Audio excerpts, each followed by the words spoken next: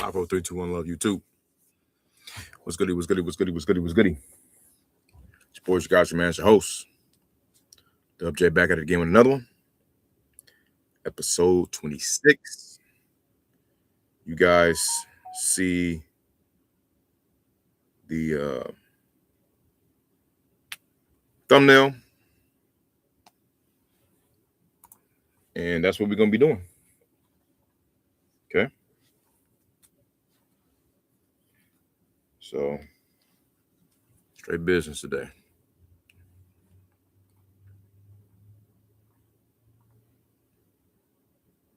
Straight business today. No talking, just dollar. All right, starting with our first one. Let's get it.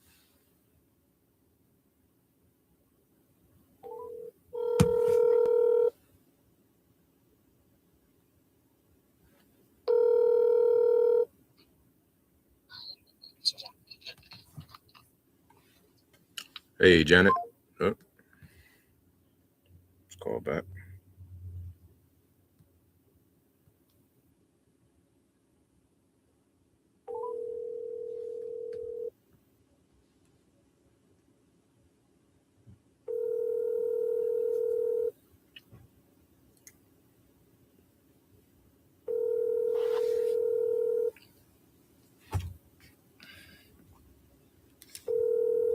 Picked up, but I don't know what happened.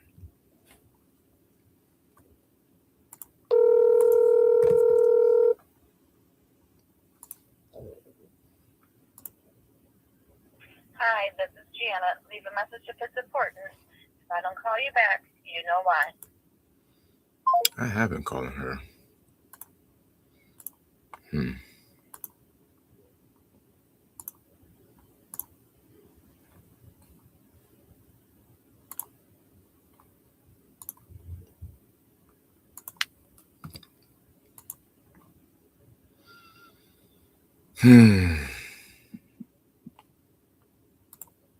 George Lee.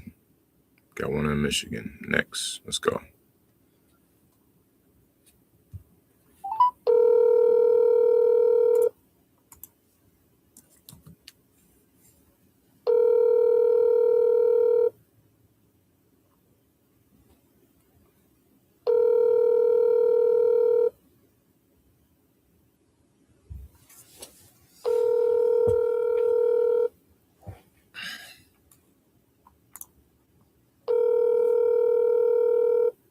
Your call has been forwarded to voicemail.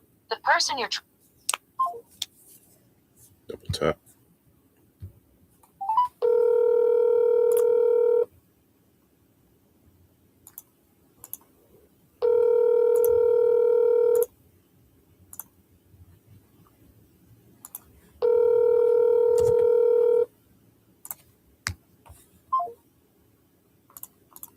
Next. We got Jill. And Flint. She wants to sell. That's all we need to know. Dollar. Hi, this is Jill. Can't come to the phone right now. Please leave a message and I'll call you back.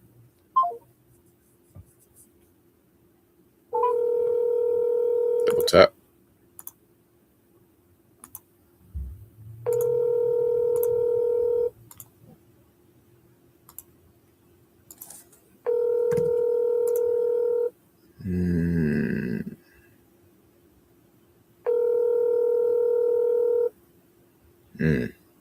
Hi, this is Jill. Can't come to the phone right now. Please leave a message and I'll call you back. That's another one with a water bill. All right. So that is flushed out. Going back to some super hots. That list was a verbally accepted list. All right, we're going to go to the super hot folder. We got 13 of these, but most of them don't deserve an immediate follow-up.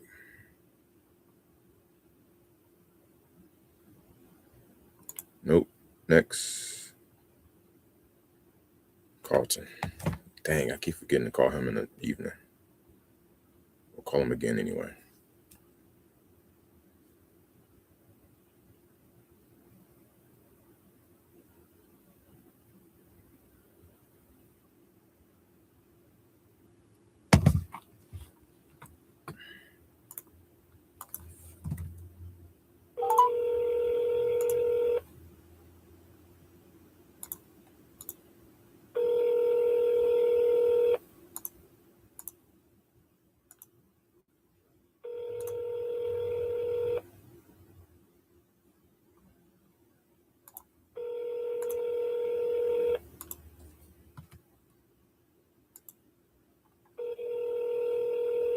Your call has been forwarded to.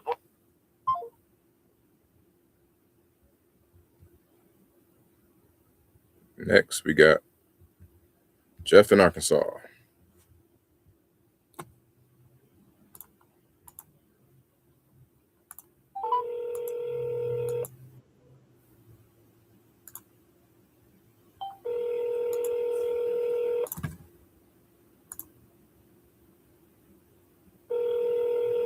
I got a hard stop at 2 o'clock today, guys.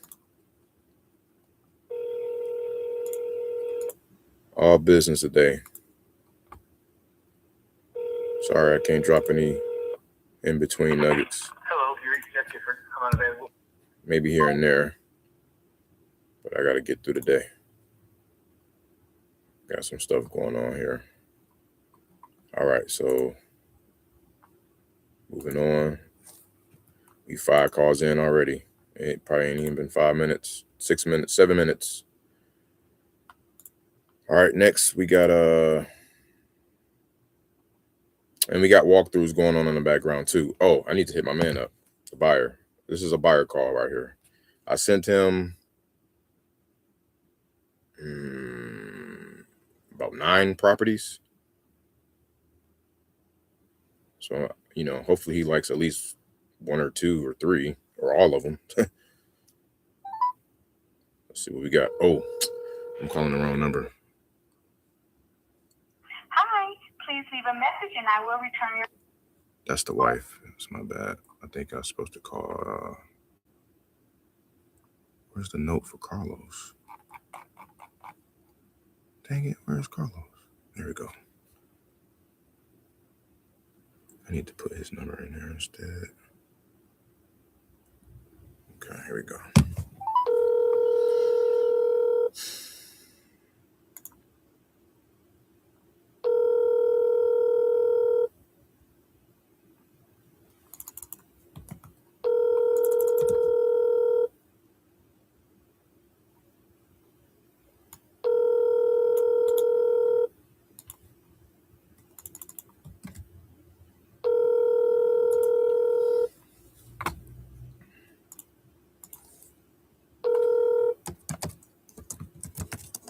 Please leave your message for 6163289.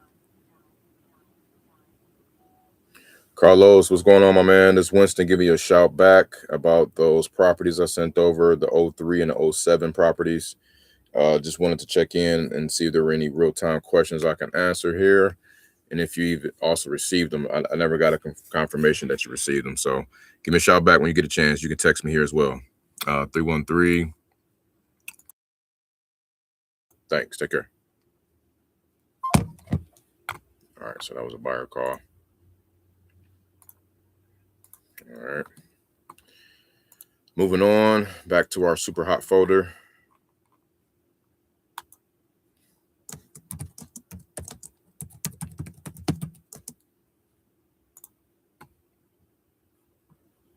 Okay.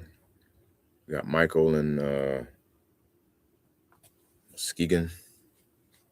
He wants 50K firms, too high. Still gonna call him.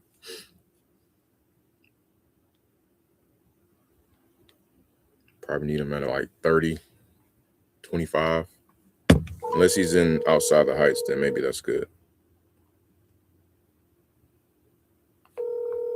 What do my notes say? It's not available.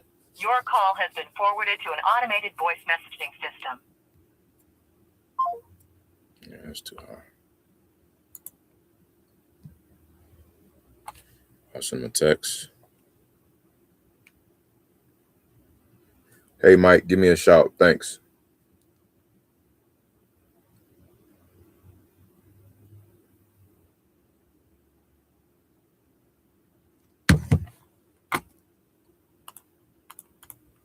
Driver mode.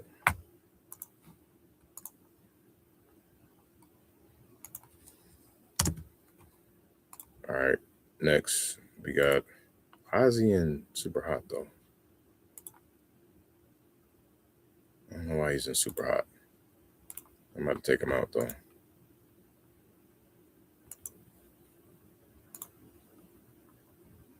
Yeah, I don't know.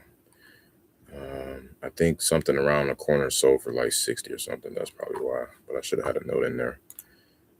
All right, next we got Eric with another one in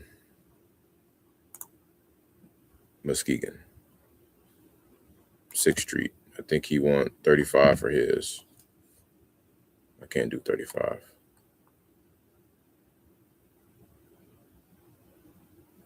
Yeah, I can't do 35. I could do 29, 28.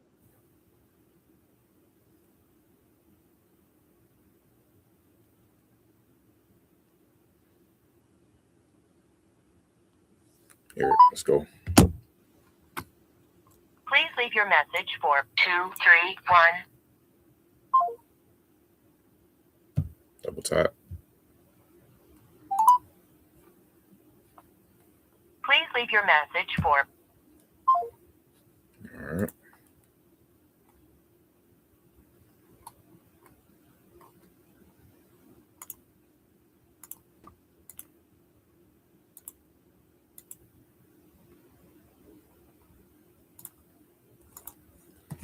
It's my website I'm sharing, YouTube. It's okay. You don't have to black my screen out. That's my website.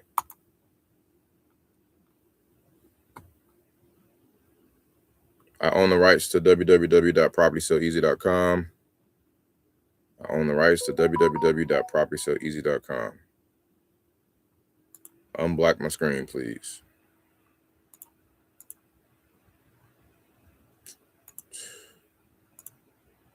Jesus Christ.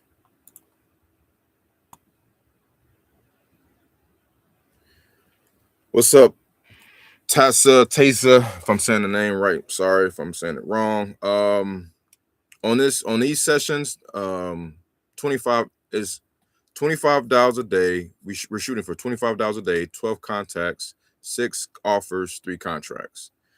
And that's on the acquisition side only. That's not including talking to buyers, walkthroughs, and transaction coordination stuff.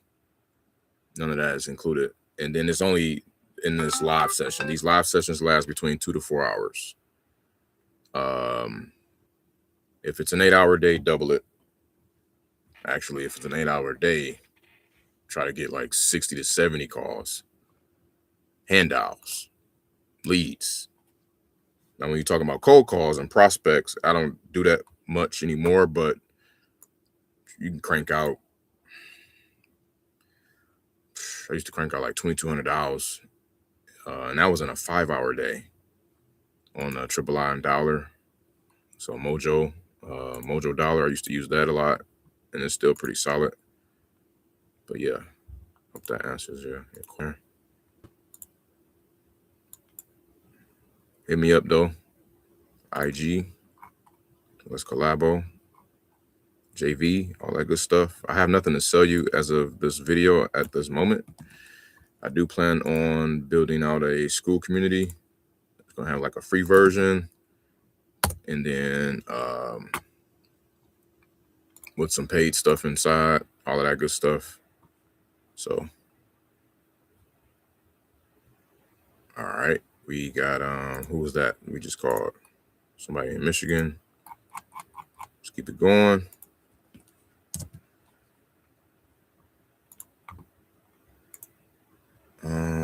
We got Marshall.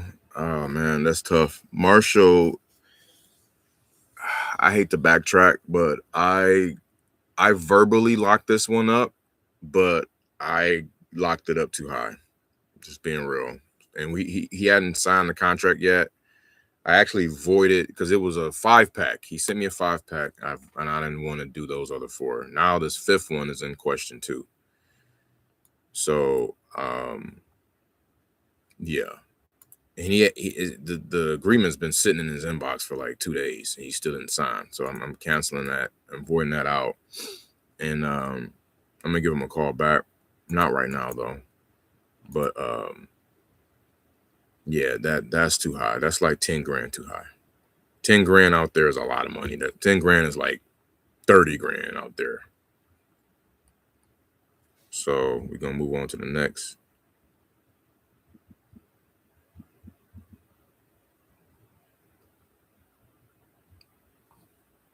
I offered on this guy before.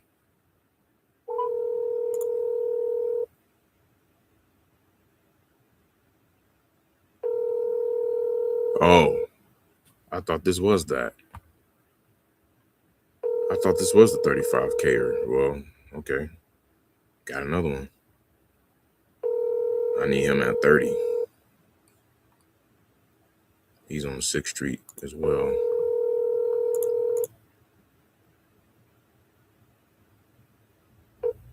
I'm sorry, the person you are trying to reach has a voicemail box that has not been. That house don't look that bad though. I'll call him again. He's supposed to give it a CPA tax lady. That was on the 16th. I've been calling him every day since. I know how it is when you drag your taxes out. I'll leave a voicemail.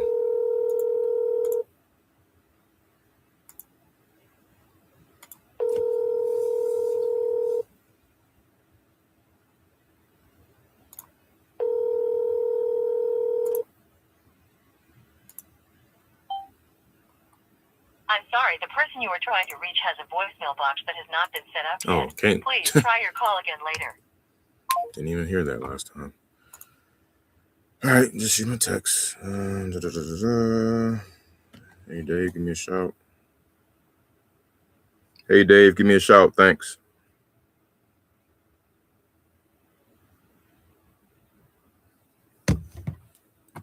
Next, we have Luana. Oh, so Luana, okay. I sent someone to do a walkthrough over there today, and wasn't looking too good. Oh, the bathroom looks nice. Buyers always got excuses. They have a lot of distressed homes in that area. What does that have to do with the house? I know it has something to do with it, but come on. And she sent me these pictures. This is not the house, by the way. This is a house maybe down the street or whatever. And this is another one. And then it says, I says, maybe could be more opportunity on those as well. What's the verdict on it? I don't know. I'm running numbers. And this is the actual house. Y'all can see that. That don't look too bad, man.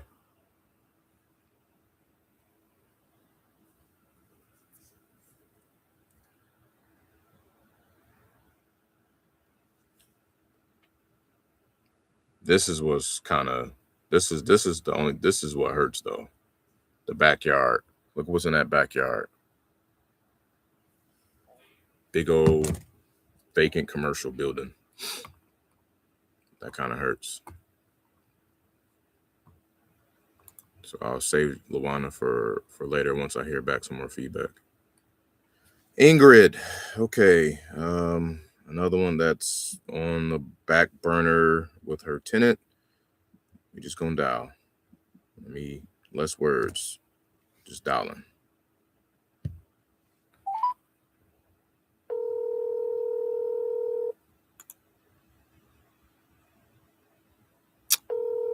No, fire away. Ask any question you want. It's all good. I appreciate you for tapping in.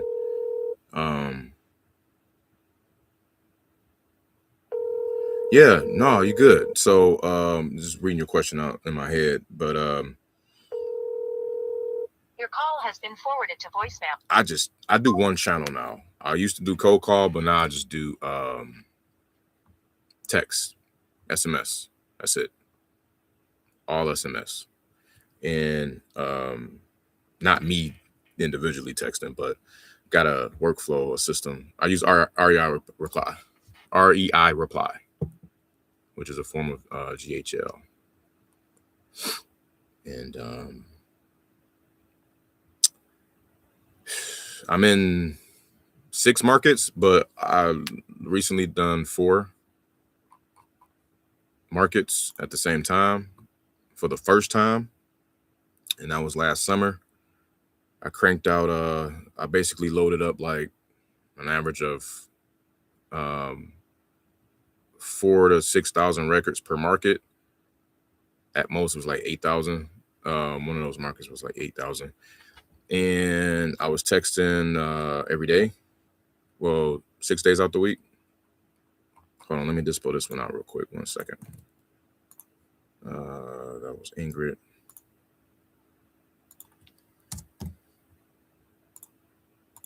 And I did if you go back, I had a video called the Leadothon series. It's like the Leadothon, something cheesy. And basically it was crazy.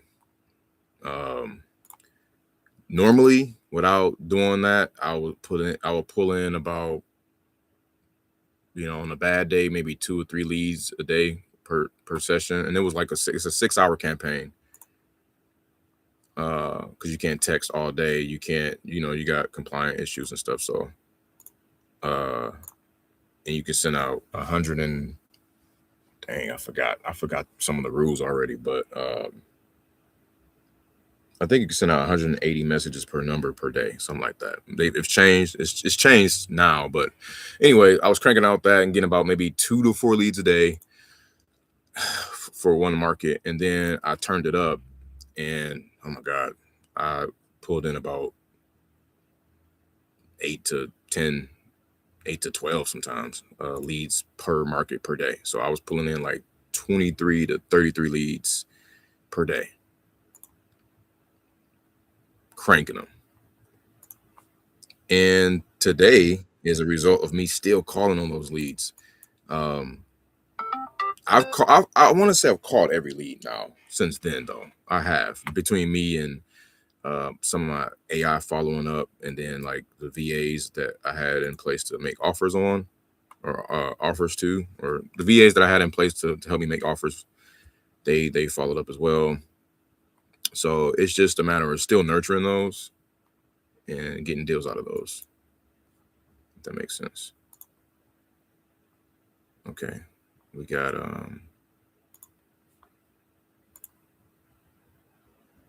hopefully that helps, and I can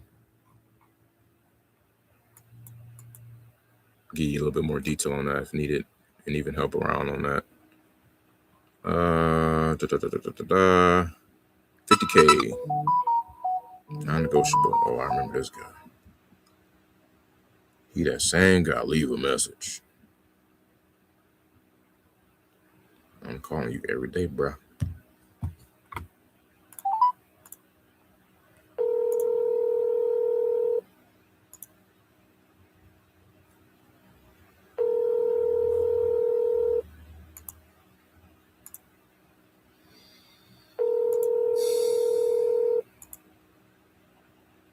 Leave a message.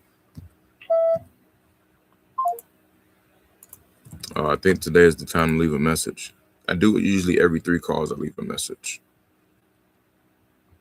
The last one was, I'm overdue. 1, 2, 3. Yeah, this is the 4th. Okay, so I can leave a message. I'll double dial them.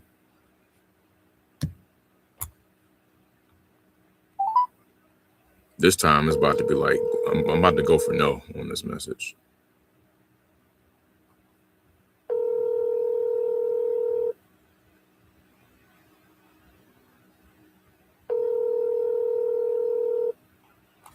Leave a message.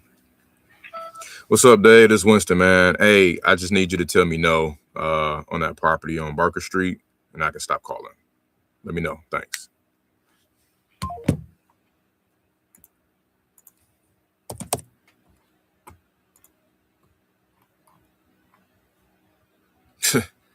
Straight like that. Shit, I might have started doing that on every call.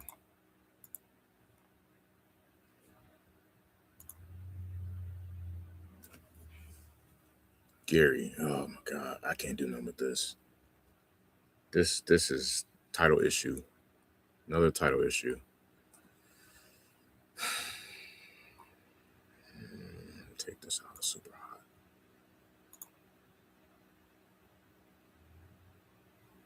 They were not interested at one point. That's funny. Next, Lewis. Oh, yep. This is a good one. This is a very good one. Very motivated situation. Let's call Dad first. Ohio.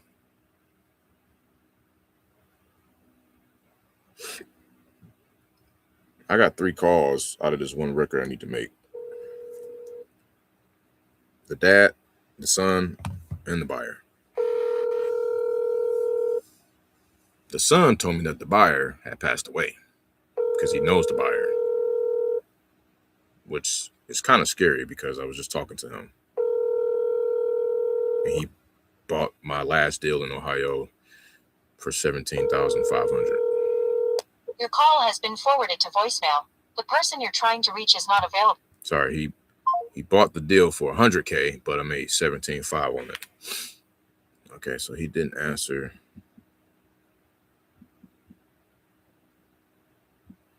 Let's call the son.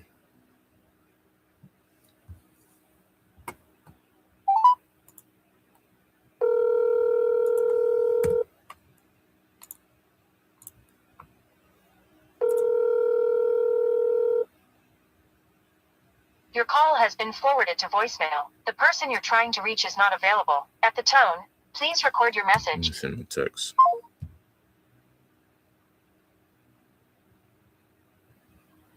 Oh. What's today, y'all? Wednesday?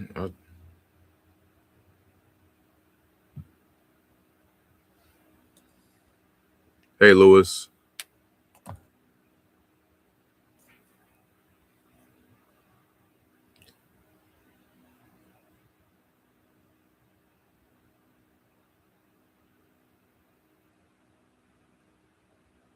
All right. He didn't call me back, man. I hope that ain't the case, bro. That's so scary.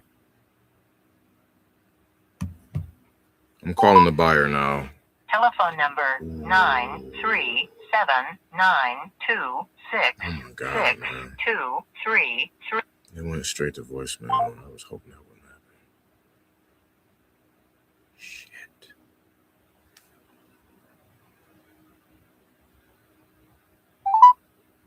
Telephone number 9379. Wow, bro. What happened, bro?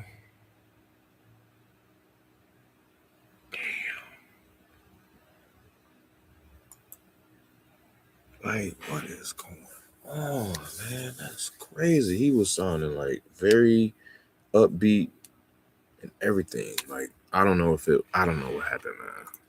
Count your blessings, y'all. If I pray everything is well, man. But that's crazy. That is crazy,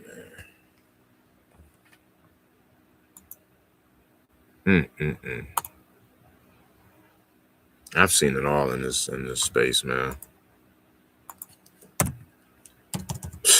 Like, literally had a seller tell me that my buyer passed away because I told him, yeah, I'm gonna run it by my guy Chris, and we're gonna work on this together. He's like, Chris Davis? I said, yeah, Chris Davis. He's like, didn't he pass away? I'm like, whoa. I just talked to my guy, wishing Happy New Year's. Happy New Year. All right, damn. Not available. ×2. I called Chris's phone last time and it was ringing. This time it's straight to voicemail.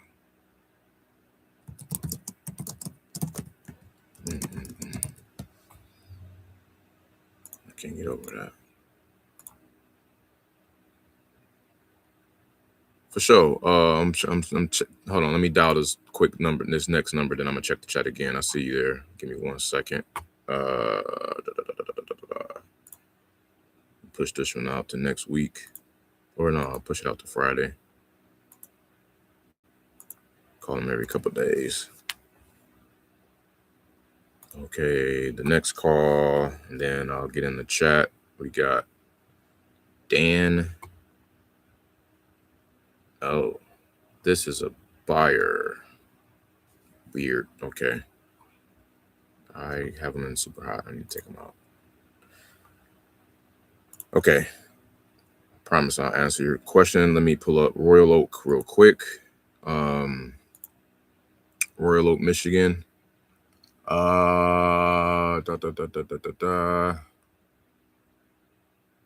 Tag lead. These gonna be all the leads, even if they're flushed out. And then I want to pull them in city, because my buyer is back hungry over there.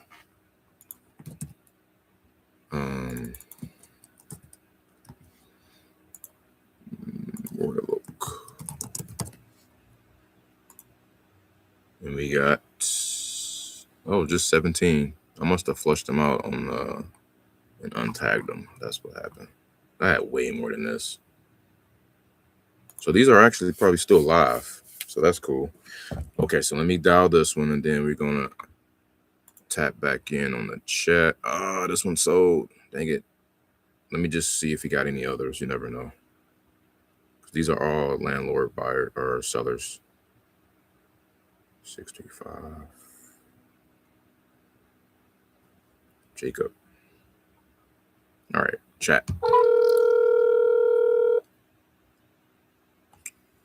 No problem. Do you have a script when you call, or do you have some? Do you at some point, or have you been doing this enough to where you don't need a script as much and can address most things? I'm sorry, the person you were trying to reach has a voicemail box that has not been set up. The answer is yes and yes. I do have a script, and I fine tune it every now and then. I can drop it in here actually, or can I? Nah, I'm sorry. I still need to fine tune it a little bit, but I got a script for. Oh, Billy, I can't talk right now. Shit. I'll have to take that call after the live. But I got a script. I got to fine tune a little bit more, to be honest. And I don't use it. It's just for like if I need to hire out with it. And it's a script dedicated towards 4 colors. I think it's red and blue and green and yellow. So it's a script dedicated towards people with a driver behavior and with the analytical behavior. It's kind of like blended in. And then the other script is for the easy, steady, or like the outgoing, influential, gregarious, charismatic, life of the party type of folks. Because it's a DISC assessment. If you learn to communicate and mirror with everyone accordingly to their personality and their style of communication, you can go a little further.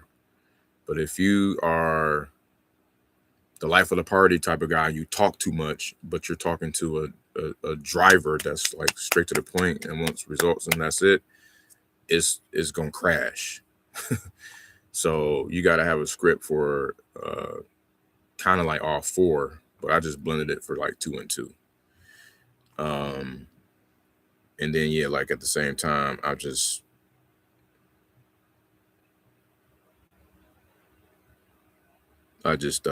been doing it for a while too. Yeah. So, and what's crazy, this ain't even my lane. Like, I kind of hate acquisitions. I like to do marketing, visionary stuff, and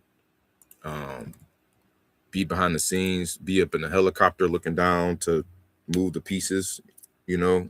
I don't really like to be on the phones like that to sell.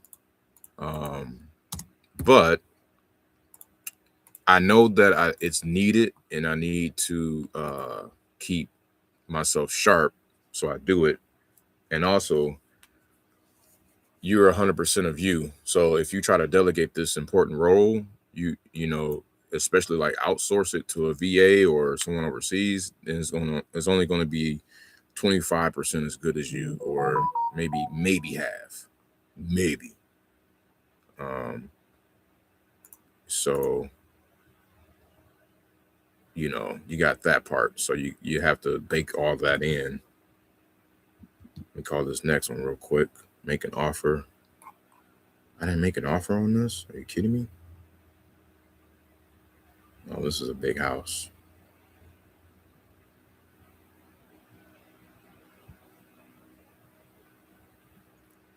But yeah, I don't really hear people talking about that.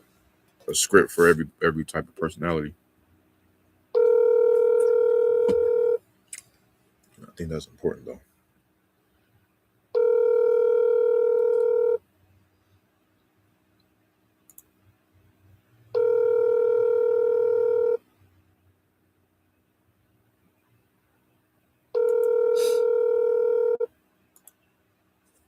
Hi, you reached yours, the money and the money properties.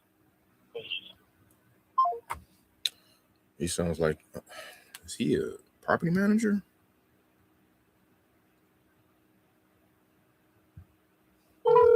That'd be interesting if so. No, I don't think he's a property manager. He would have said otherwise. And this ain't a big house. Where did I get that from? All right, so I'm gonna put these back in front of us because they got lost in the calendar. Oh my God, y'all don't want to. Y'all don't want to see when this was. Oh my God, when that lead was due. That lead was due 2 years ago. Oh my God. But I made him an offer. Yeah, it says offer made. I made him an offer. Guess he just didn't accept it and I just dropped him. Okay, that makes me feel a little better. Next. Sarah.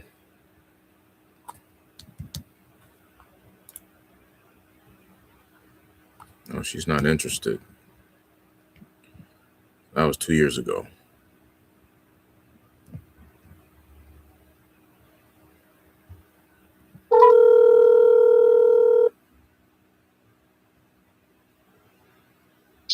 Hello, this is Sarah. Hey, Sarah, this is Winston. How you doing? Good. How are you? I'm well, thank you. I was actually calling you back about what's that? The property on Altadena Avenue to see if you maybe still had any plans to sell by chance. Oh, no, I'm not. Okay. No, definitely not. No matter the price. Not looking to sell. I mean, it has to be a pretty high price. Okay. What does that look like for you? I mean, the price that it's worth right now is like $330,000. What was that? Sorry, the price that it's worth right now is like $330,000. 330,000. Okay. You're right. That's a pretty high price. Yeah, that's okay. No, just curious on that. No, absolutely. Did you have any others that may be coming up soon? I don't. Nope. Understood. Okay. Well, thank you so much for your time. You have a good one. No problem. All right. Bye. Bye-bye.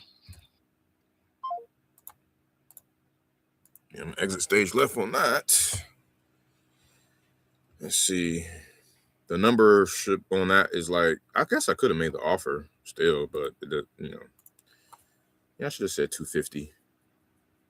We get that at 250 because it's brick too. I should have told her 250. That was my bad. Make the offer. Why not? They're on the hook. They're on the line. Maybe give them something to think about later. Maybe something will happen and a couple few days from now they'll call you back. Is that 250 still good? You know, you never know. So that was my bad. I was supposed to make an offer regardless of her 330 asking. But so that's what I will usually do. Even though she says she's not interested too. I turn that not interested into an interested. essentially by, getting in that psyche, no matter the price. And that changes everything. Is either you either say no matter the price, or you could say, oh, okay, you plan on keeping this one forever. I pivot between those two questions, and it usually always lead to more conversation. So, but no, that's cool. The last note says not interested, so I mean, I didn't expect much out of it anyway. But yeah, next time I make an offer, she wants.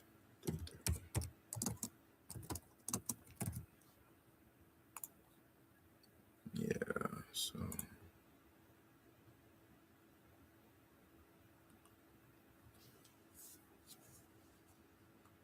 Oh, appreciate you. I'm just typing back in with you on the script stuff. Yeah. So, like I said, I haven't really I thought about that. Like, it's just like you know what? Because I just so many people I've talked to, and it's like if you don't mirror or like communicate, it's another thing too. Read this book called Super Communicators. I'm on like page 50 of it right now, but it's so dope. It's called Super Communicators, and there's 3 types of conversations. That people are in the subconscious are thinking about. It's like conversation number 1 is who are we? Number 2 is like how do we feel? And number 3 is what is this really about? And if both of you having a one-on-one conversation with somebody and y'all both can get on that same pattern of thinking, like what is this really about? Y'all can both attack what is this really about together, everything else starts to flow.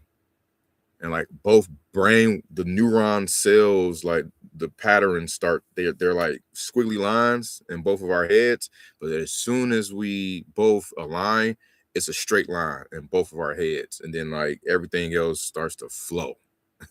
You get in a flow state. So it's a dope book. Pick it up. I highly recommend it. All right. So that was that. Oops. Who was that? Sarah? No, that wasn't Sarah. Or was it? Yeah. Yeah, that was Sarah. Okay. So I got her out the way.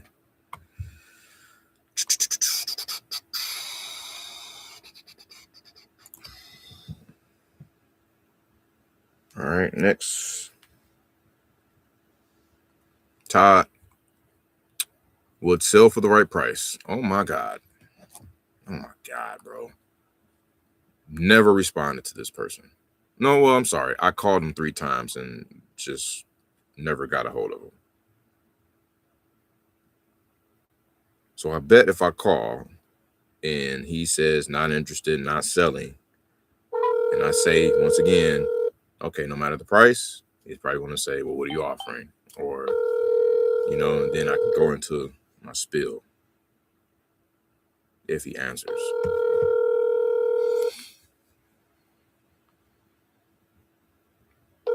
But yeah, on script, like it still all falls around those 4 main parts of the conversation, which is, I'm sure you probably heard, price, motivation. You reached the mobile phone of God now. Please give your name. Price, motivation, timeline, condition. And then, like, I used to think condition was the most important thing. I come to find out that's the least. Like, the timeline and motivation is probably the most important thing. Like, they have to have a reason to sell. They have to have some sort of motive, some moving factor to push them to want to sell such an asset, right? And condition is, I mean, it's important to a certain extent, but it's really all about the stuff that's outside the house, man. It's all about what's going on in here. Okay, double tap didn't work. Now I'll put you back on the schedule here. But yeah, you said so by what she said, she was looking to sell, but she thought her pricing was too high, which made her open up with saying she was interested in selling. Yeah, essentially. But she's right. I had to tell her, like, she said, well, it had to be a really high price. I said, okay, what does that look like for you? Just tell me what that is. That's simple, right? And then she's like, oh, well, the she says I guess the county or something says 330,000. I said, oh yeah, you're right. You're right. That's a pretty high price. You're right. And that's when I could have came in and said, you know, we'll be more like 250 as is. Could have gave the benefits and all of that stuff. But again, you know, she wasn't in that space. So it could have fell on deaf ears, but that's for her to decide, not me, right? So that's my bad on that one. You know, that's another thing. I don't nail everything. Like, I'm not perfect to this day. Like, I don't claim to ever be perfect. I will always be open to learning, whether it's from myself, experience, from others, all that. Damn it, I said no talking, and I'm talking. But no, it's cool. I'm talking to y'all. That's fine. I could talk to y'all in the chat, but as far as other stuff, I'm gonna just dial. Put this out to next week. Call back. Yeah, buddy, we got a lot to make up here.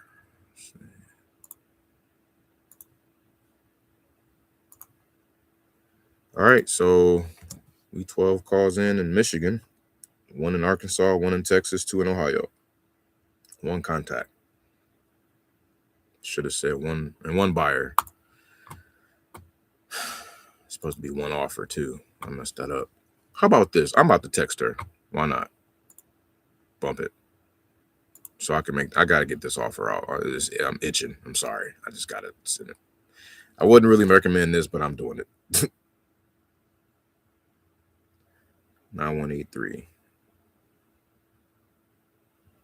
What's her name? Sarah? Hey, Sarah. Winston here again. Just in case you ever have a change of heart, we are picking them up around the 230 to 260 mark, as is. Closing about 2 weeks. Cash, fast closing. Just FYI. Thanks. I gotta delete some stuff on that. Hey, Sarah Winston here again, just in case you ever had a change of heart. We are picking them. Who told you to spell it like that? Picking them up around the... This is actually typing out the words. I'll say 230 to 255K range. As is.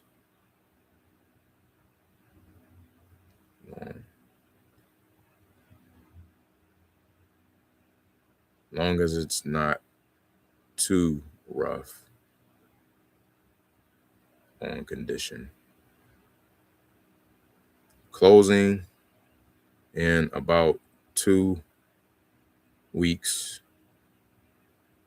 or so with cash. Just FYI. Thanks. And then I'm gonna drop my ears, my digital contact card, which is gonna have my name, number, email, website, face, LinkedIn, all that. And you can get all that for free on blink.me or blink.com. BLINQ, Blink. All right. So I just sent her that. Got an offer. Hey, I don't need the money, but thank you. Hey, I didn't say you did, but you never know by next, tomorrow, next week, or next month, or 6 months from now. Who knows? Lord willing, I'm still here. Hey, let's get it popping. Offers 1. All right, so we're gonna move on. And she's still responding to me. What'd she say? Hold on. This is a long-term investment vehicle for me for tax purposes and income. So all good. Thank you, though. See, she opening up, not even knowing I got a solution for that too. I'm about.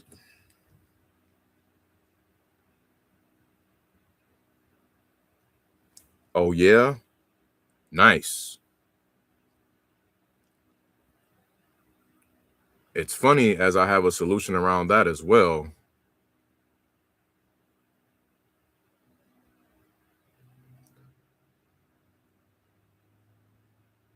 Trying to figure out how I can word this.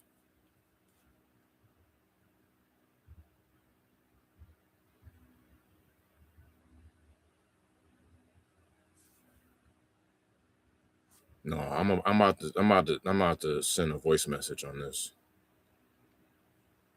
Nice, good for you. It's funny that I actually have a solution around that as well when it comes to owner financing, where you get sort of promoted from a landlord to a lender and do what's known as like an installment sale and sell it over a period of time, and you collect interest on your equity and not have to worry about tenants anymore, but collect interest and still use it as an investment vehicle. I don't know why my dang on memo is failing. Said all that for no reason. Now I gotta type it again.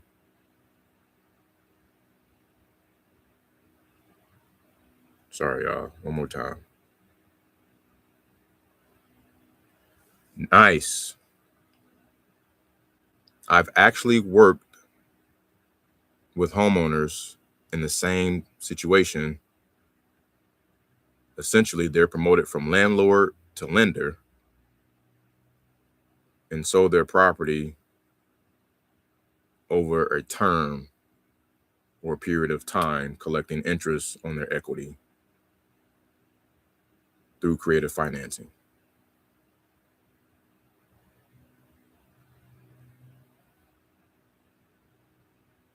Nice. I've actually worked with homeowners in the same situation. Essentially, they're promoted from landlord to lender and sold their property over a term or a period of time, collecting interest. Oh, I already said that. Collecting interest. Okay. Wow.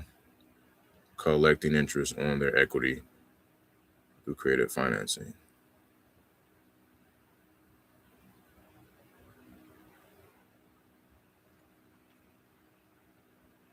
All right. Cool. Next, we got I do not know how to say that name. Sheesh. He says, yes, we are selling. Oh, okay. We had conversations. Saw that someone purchased blah blah blah down the road for $619. Jesus Christ. Seller mentioned they put a tenant inside the home after a few upgrades on the kitchen floor plan. Oh, okay. Listed at $589. Spoke with the seller. Said the listing agreement is going to expire soon. Sent it to Mo. He thought it was priced right. Going to reconfirm and run the numbers on it. I told him speed to lead. We give him an offer today.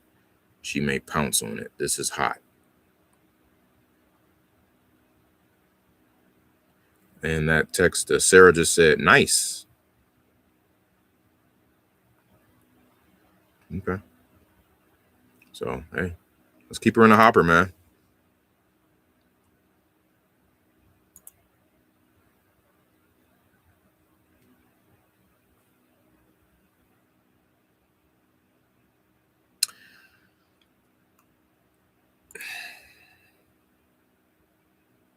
Yes, call back. I don't know. I'll check back on her 6 months from now. No hurry there. And then I'll put that I made an offer and all that good stuff. Talked about creative financing. Sorry, y'all. I got to get to my next dial real quick.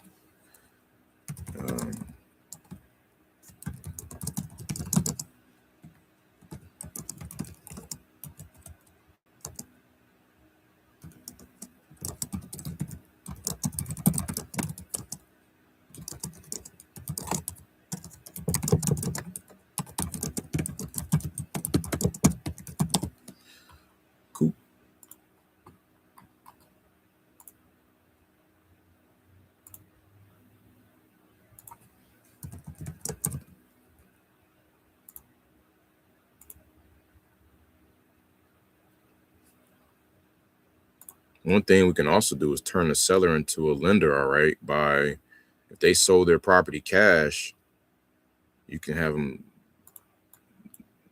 take that money and lend it out on a project,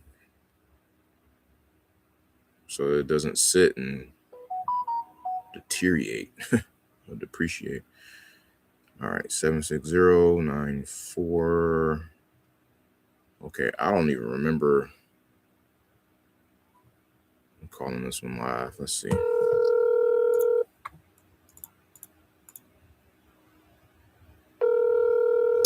Oh, I remember this. I think they sold it. They did. Oh, Hey, how's it going? who is it, please? This is Winston calling. It's been quite a while, but I was calling back to see. I know you guys had sold the property on Mandalay Avenue. And congrats on that. Did you guys have any other property in Oakland County? We do have another property, but it's not the kind of property that I want to sell for cash because it's quite remodeled. So Oh, is it? Okay. um, You guys what are your plans with it? probably sell it this year, middle of the year. Okay.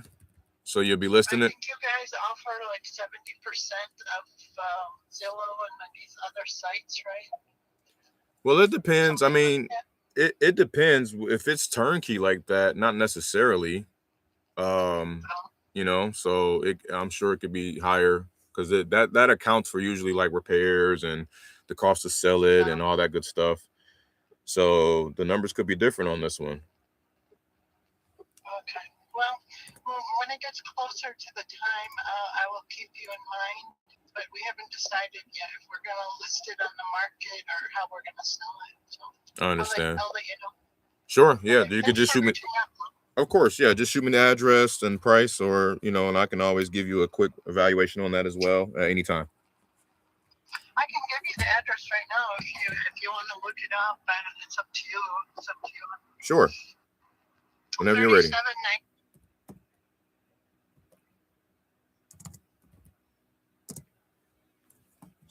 Oh, nice. We're looking out there actively. Okay, Spanish Oaks, West Bloomfield. Okay. Bloomfield. Okay. Got it. I'll pull that up and look at it. Did you guys have any idea what you were hoping to get out of it? No, not yet. We haven't looked into that. Okay. Got it. And how much more is needed, would you say, in terms of work done? Or is it complete? It's pretty complete. The only thing that's not super updated is the kitchen, but Okay. everything else is updated. Got it. Okay. Awesome. Well, I will take a look at this and get back to you guys based on what you're telling me here and kind of go from there. Thank you. All right, no problem. Have a good day. Bye-bye. Bye-bye.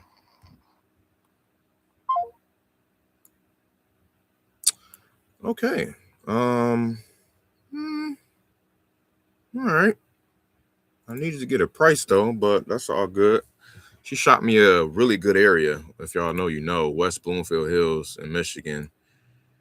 Too bad her lot size isn't the half acre we need, but it's okay. We can still work with this one. And quite honestly, you can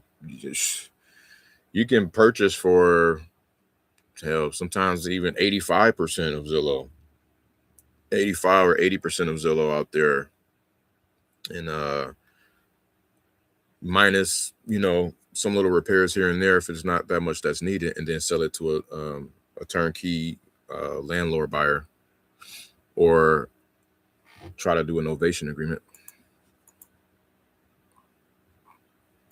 Yeah, that's a good one. I can show y'all real quick which one the house she just gave. So this is it's this area here.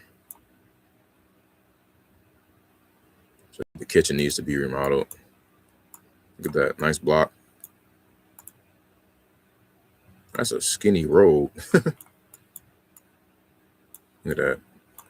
Yeah, it was really nice out there. So they're definitely going to want, you know, close to retail, and it's expected. And then I'll look and see who's paying what out there, and just, you know, back out from that. Spanish Oaks. Yep, here we go. I can tell y'all real quick right now. Going a mile out 2 years back. You got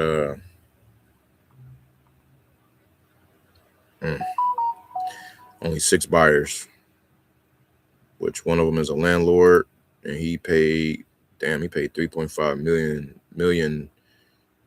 That's not the same property, so I won't go there. And then you got a flipper who paid $550, another one who paid $425, another one who paid $1.3, kind of all over the place. Another one who paid, yeah, that's not, no, okay. All right, so that'll be, you know, give or take, I'll be looking at that and then evaluating it and making an offer based off of that. But there's not much activity going on over there. And she said 70% of Zillow. So me pulling this up on Zillow. Hold on, guys. Other house she sold. That's the other house she sold. Her Zillow estimate is 582. 582 times 0.7. Oops. It's 407. So she don't want 407. Damn, that house is 3,800 square feet. So if I was like, we'll offer 77%. It's 448. She probably gonna want at least 500 at the very, very bottom, which is 85% on the button. That's crazy. But somebody bought one for 550. That's good money. I'll take that all day. And they flipped it and sold it for 876. 6 months ago. No. Yeah, a year ago. Sold it 6 months ago.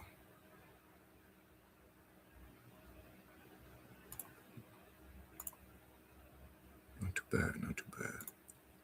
All right, I'll promote those. I'll keep it in. That's a warm lead. She's been promoted to warm. Let me put my notes in here. Ooh, Marshall Cook. Shit. What I'm gonna do? I gotta get my thoughts together on him. I'm gonna just tell him we might hold off, man.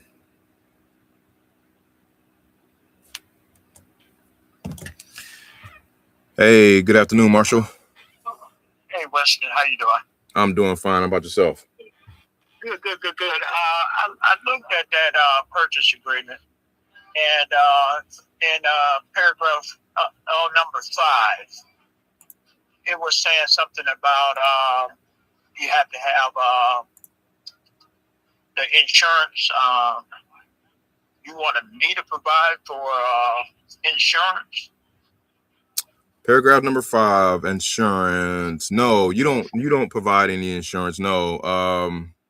Let me see. Seller agrees to furnish the title insurance in the amount of the purchase price, showing no encumbrances or exceptions other than previously noted.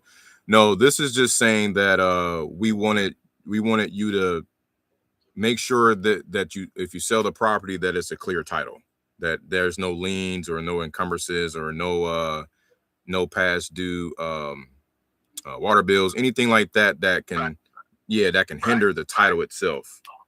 Right. No. Yeah. I know that would be paid out at the closing. So yeah. Okay. I just wanted to make sure you wasn't asking me to get title insurance for that amount. Oh, no. That's up to the buyer. Sorry about the confusion on that. Right. That's what I was saying. Yeah, That's sorry. where I was going. I got you. Sorry about the confusion on that. But I tell you what, Marshall, I was actually also looking into that one a little further with one of my partners. We probably going to hold off for now, and maybe revisit this, give or take within I'll say within a month or two. Yeah, some other projects came up, but and I think it might be we probably topped out or capped out on the offer that we made there. Gotcha. No Yeah. So I appreciate your understanding, and we can definitely revisit this one here. Okay. No problem. Yeah. All right. Sounds good. Yep. So if anything changes, sir, I'll be definitely sure to give you a call and let you know. All right. Thank you. All right. Thank you. You have a good day. Bye. All right. Hey man, you gotta have those tough conversations, yo. You just do. Because yeah, I mean, running from it will not save you. This is the contract. Well, this is the previous contract when it was 5 of them. But yeah, so this is the language he was talking about right up in paragraph 5 right here. Yeah, I just need you to furnish. I don't need you to pay for it, but I need you to show that you have a clear title. That's what so that's what I was trying to explain to him.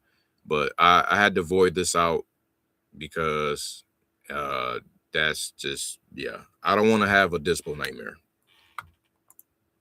So I'd rather cut my losses early, right? Because time is everything. Time is actually greater than money. So I don't want to be dealing with that. Okay, so back to the other note. So let me control. Hold on. These calls are coming in. Who's this? Oh, they hung up. All right, so contracts, no contacts. Who was that? Okay, so that was. Sorry, I gotta take. Okay, I'm gonna hop in the chat again in a second. Let me take notes on all this stuff going on here. No, I talked to her. She has a property at West Bloomfield Hills in West Bloomfield School District. Okay, I gotta be lazy here. Let me go to ChatGPT and talk in my microphone. She was worried about us buying the property at 70% to Zillow. And she mentioned everything is in good shape except the kitchen. She said it was in West Bloomfield Hills School District. Someone nearby purchased a flip for $550K. Another purchased a flip for the mid to high $400K range. Zillow on this is $580K. She plans to maybe sell closer in the spring or middle of the year. Stay in contact with her.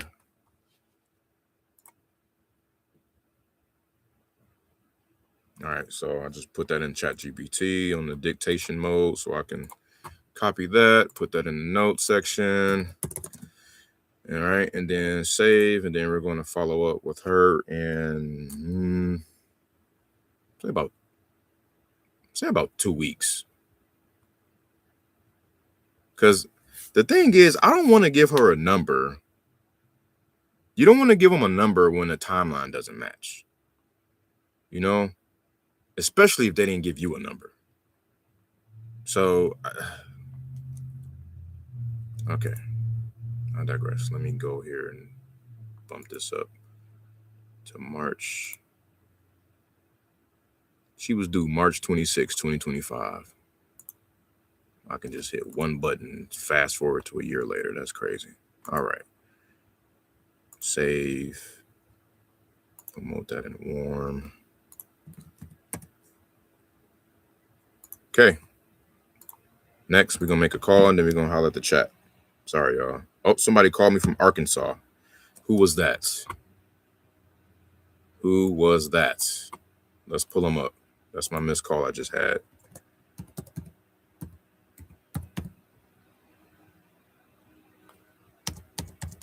(8767) 814. Aura, who was that? Who in the world is this?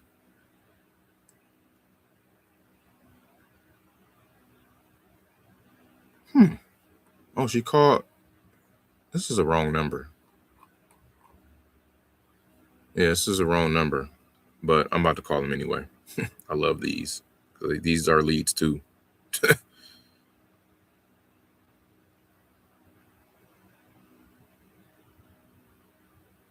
But she called. I'm gonna have to call her from my Google line. Hopefully this works. Let's see. Yeah, she's not in my CRM, but we was able to look her up though. And then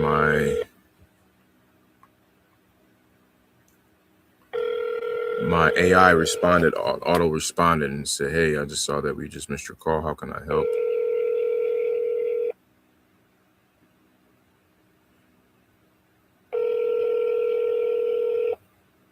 Pine Bluff, Arkansas. If I'm not mistaken, it's rough as hell out there. Your call has been forwarded to an automated voice messaging system. So do the scripts. My bad, man. You might be out of this chat by now. You said this a while ago. I'm sorry. So do the scripts open up similarly? And then when you identify what type of personality they have, then you switch to whatever script is more applicable to them? Yeah. Yep. But here's the thing. The majority of the time, and they're not that different, honestly. They're not that different. There's just a couple tweaks in the motivation questioning. If you're still here, sorry about that. But yeah, the tweaks in the motivation questioning is all it comes down to. And you can toggle between back and forth between those. So it's just really one piece of the script that's different, if that makes sense. Also, guys, for those who want to chime in, you can live. I can call some of your leads or whatever. You can just talk about what do you have, what do you need, because we're pretty resourceful here on this channel.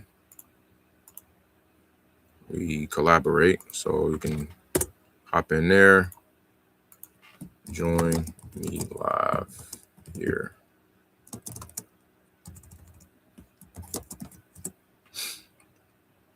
There you go. In case y'all want to hop in there.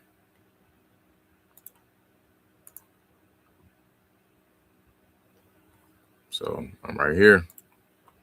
Whoever wants to smoke, come through.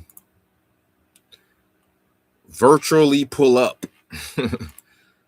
All right, we got Frank next. He wants 225. I remember this guy. Did he sell it?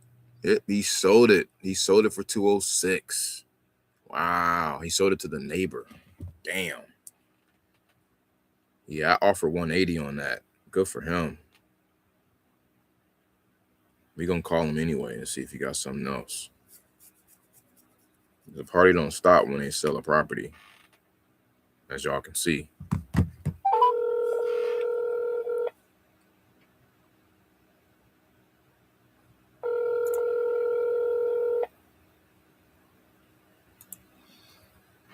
Appreciate the likes, the shares, the comments. Give me a sub, spam the chat. Let us know what y'all do with y'all business, how we can support it. Yeah, all that. Where you from? Let's start there. Where y'all from? Your call has been forwarded to an automated voice messaging system. I'm from the D, the real D, not Dallas. I'm from Detroit. I'm gonna double tap this guy. And I Live in Austin, Texas. A little outside of Austin, like Round Rock, Texas. Been here for a minute. Been here for damn near more than shit. I might have been here longer than I've been in Detroit.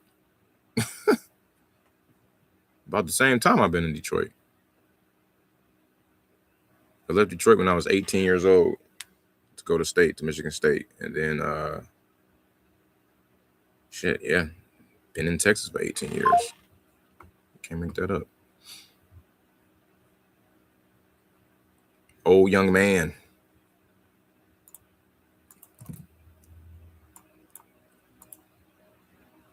All right, NA.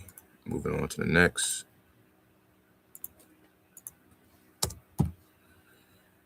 We got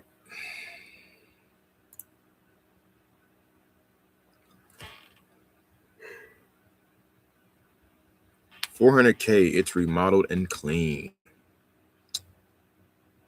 Yikes.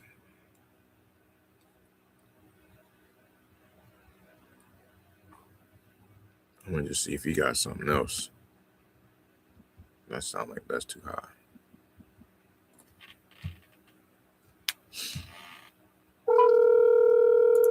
It is good because I'm calling from a number that's out there. 248-313. Perfect.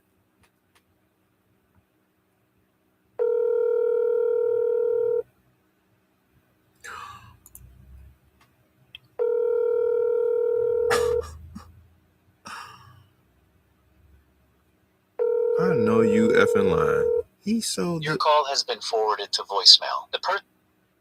He sold it for 308. Listed back and forth as high 349 in September, as low as 299 in October. Closed at 308, and he was talking about 400.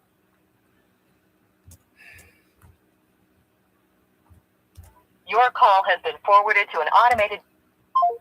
Damn. Ain't that about something?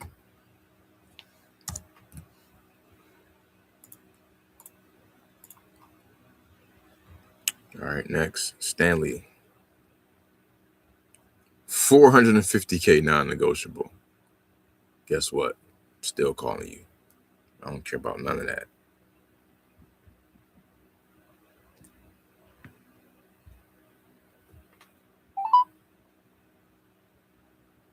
Please leave your message for 586.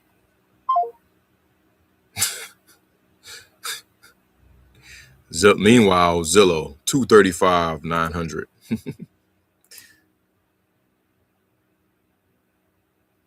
That was 2 years ago. So I'm gonna give him some grace and see what happens today. See if he cooled Please off. leave your message for 586. I guess everybody's still calling him since that day. So he turned his phone off.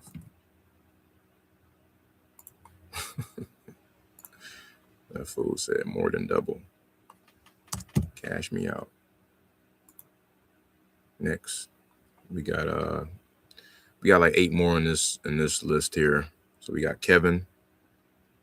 Rental listing of this property has been removed as of today. Called and left voicemail about purchasing it.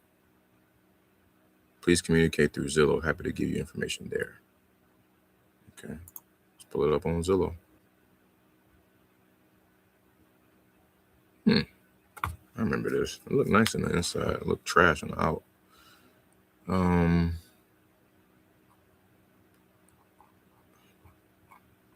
Listing removed.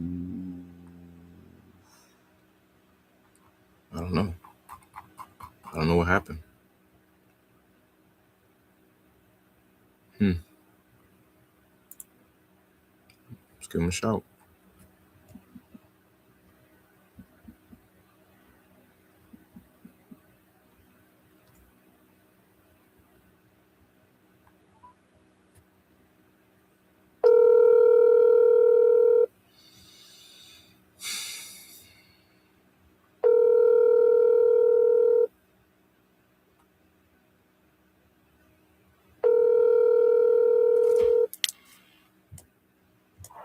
Hi, you've reached the voicemail of Kevin Pratt. If you're a current or prospective tenant, please leave your name and number and prospective property that you're interested in. Ooh. He's a property manager, perhaps, or something like it. I know how I feel about them property managers. You got to get in good with them. Get in good graces with those guys, man. It's dumb not to. It's like, bro, that's a cheat code. It's a hack. Hey, my sister. Hey, as I come across potential investor leads, I'm going to send them to you. Yes, please do.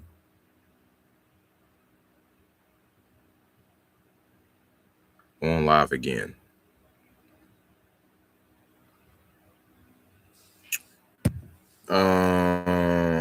Kevin. So let me shoot him a text. Hey, Kevin. Winston here. Are you a property manager?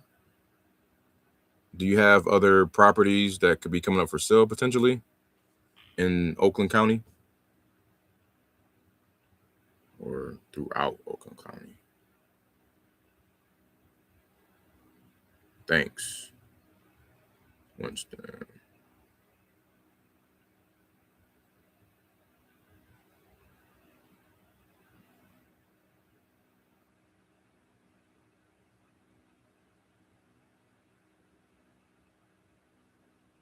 Sorry. Okay.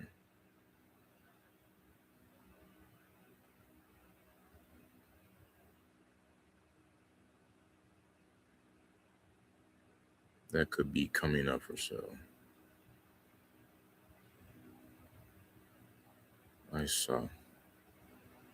I was initially calling back about, what's the address on this one? Ardmore Avenue.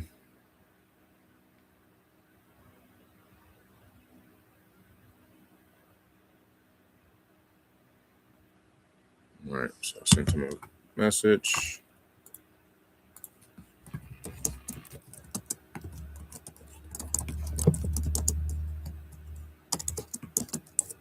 Yeah, I'm just using my context clues. It sounds like he's either a property manager or just got a lot of properties that he's just, that he's divvying up here.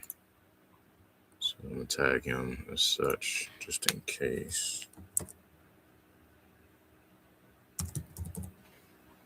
Yep. All right, moving on to the next. Uh-oh.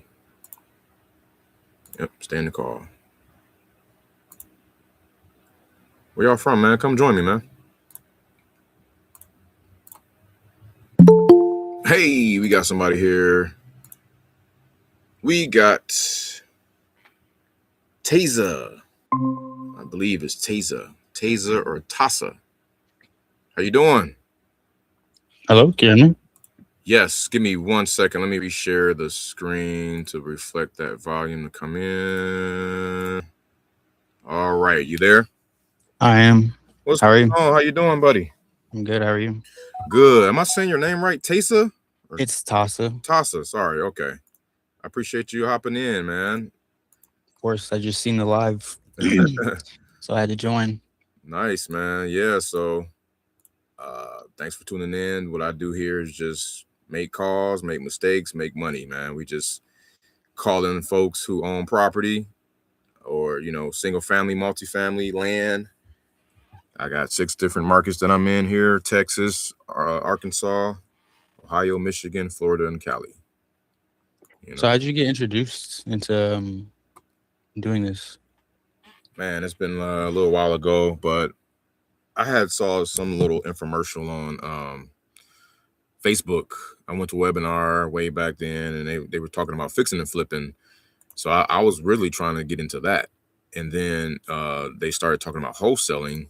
And like I said, okay, wholesaling sounds like it's less risky and easier to handle. And so I started going that route and digging into a rabbit hole there, and was on all these YouTubes, pulling up all this YouTube stuff, free information out there, following Pace Morby, Max Maxwell, Ty the Flipman, Sean Terry, all these old school OGs in the game, Jerry Norton.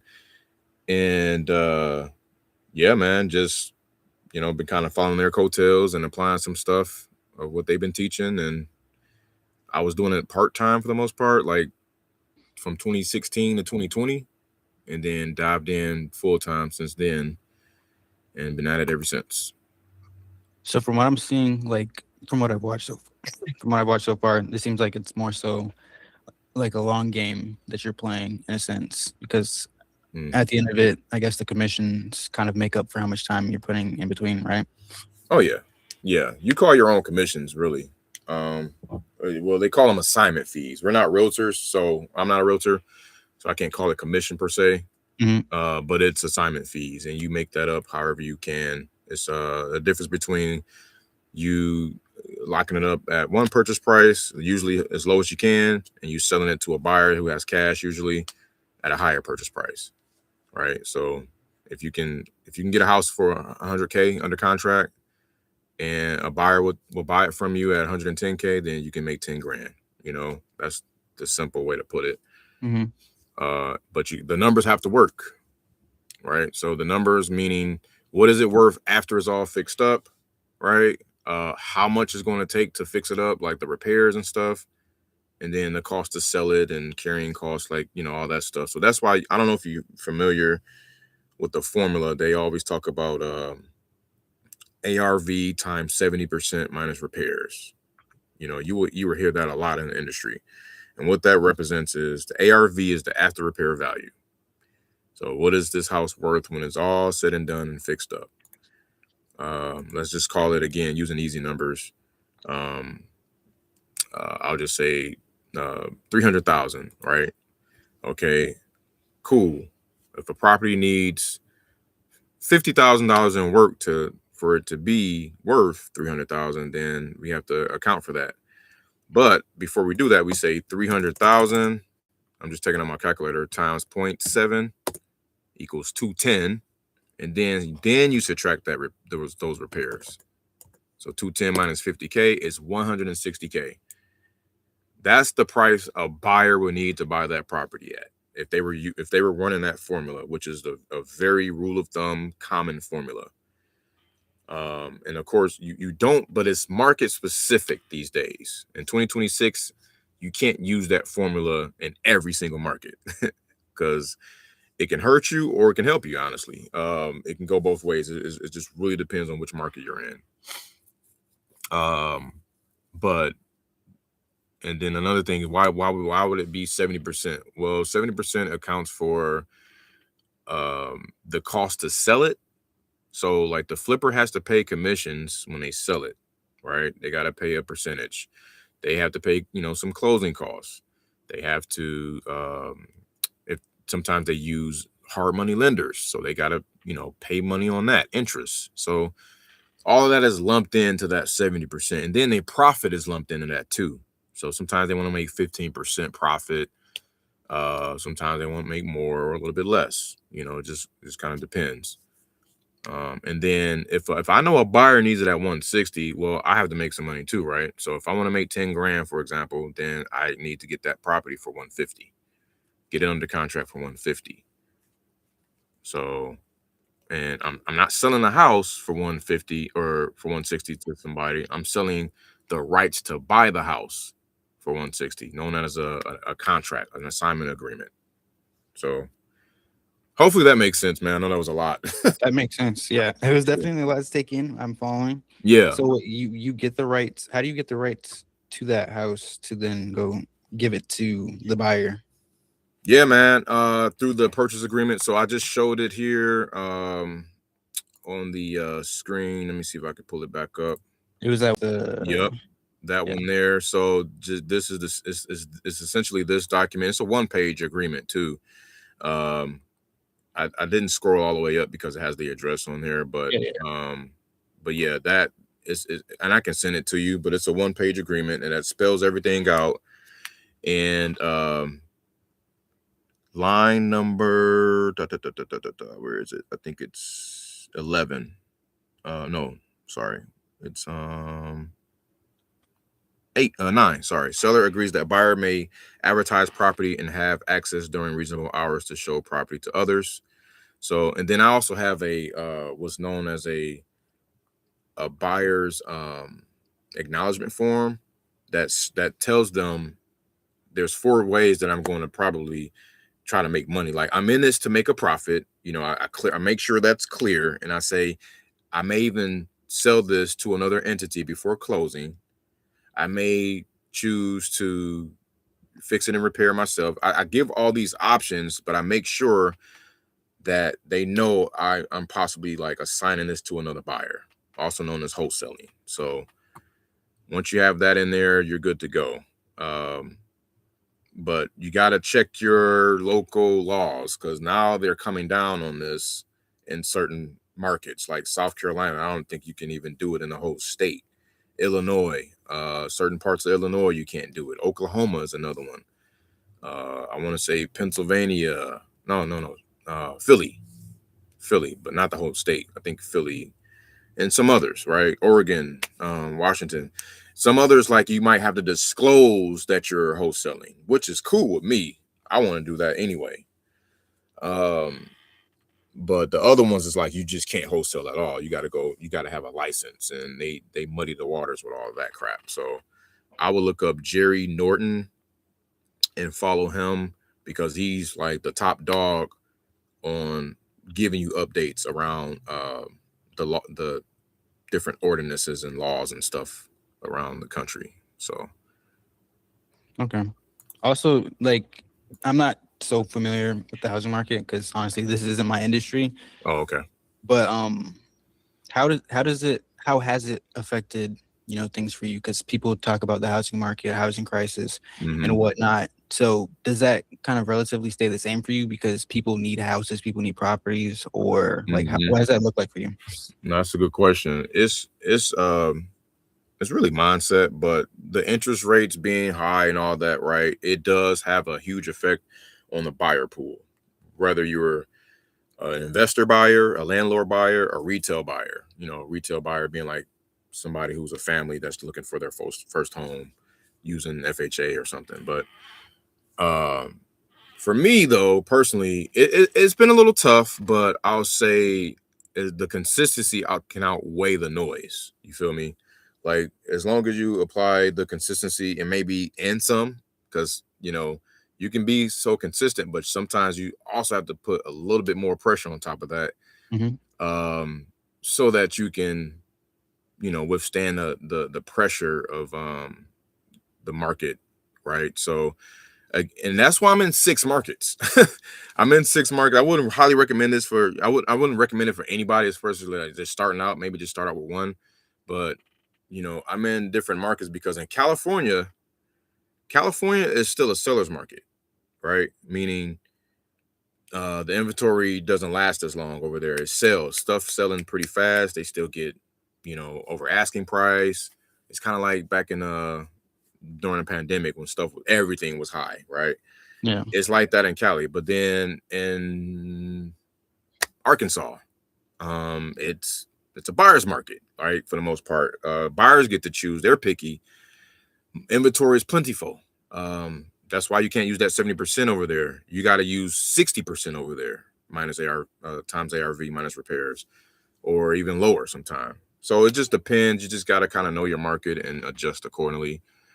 But yeah, that's really it. As long as you keep the pipeline full, just keep your leads coming in, then you're golden. You'll crush it. Thanks. Yeah. No doubt, man. No doubt. So I'm just here making these calls, man. This is episode 26, so I hop in here. I'm in the closet. It started off with it's so funny. I got a 2-year-old boy. He'll be 3 next month, but we had a snowstorm here in Texas, or a freeze storm, whatever you want to call it, and he was home screaming and yelling all over the house, and I just like, oh my God. And I was like looking for somewhere to work. I couldn't find anywhere to work, and my wife just said, why don't you just go in the closet? And then I was like, okay, why not? And I've been here ever since. So any which way you can get it done, right? Any which way I can get it done, man. And I kind of like it. It's like no windows, it's just no distraction, it's just straight Rock in, great focus. Yep. Yeah, I don't want to come out until I hit a certain target. So that's where we at, man. But yeah, I was seeing that one. I wrote down this one point that I don't know if this I wrote down exactly right what you said, but it was Mhm. in short whatever it was. If a seller sold it have cash, they can become a lender and make money off that interest. Oh yeah, that was creative finance. So again, I'll name drop a OG that you might want to refer to. His name is Pace Morby. Go follow him, but he'll take you in a rabbit hole. Warning. So, but it's a good rabbit hole nonetheless. But yeah, man, and it's been out before Pace Morby. Pace Morby just he productized it the best. He's like really pushing it the best. But basically, yeah, I bought my house that I'm living in right here as on creative financing, meaning I didn't involve the bank. It was just straight mano y mano, seller versus buyer. Like I didn't have to include the bank and get a loan, go get qualified for a loan, all this stuff. You said what it comes down to is you set the purchase price. So purchase price, how much down, how much a month, how long.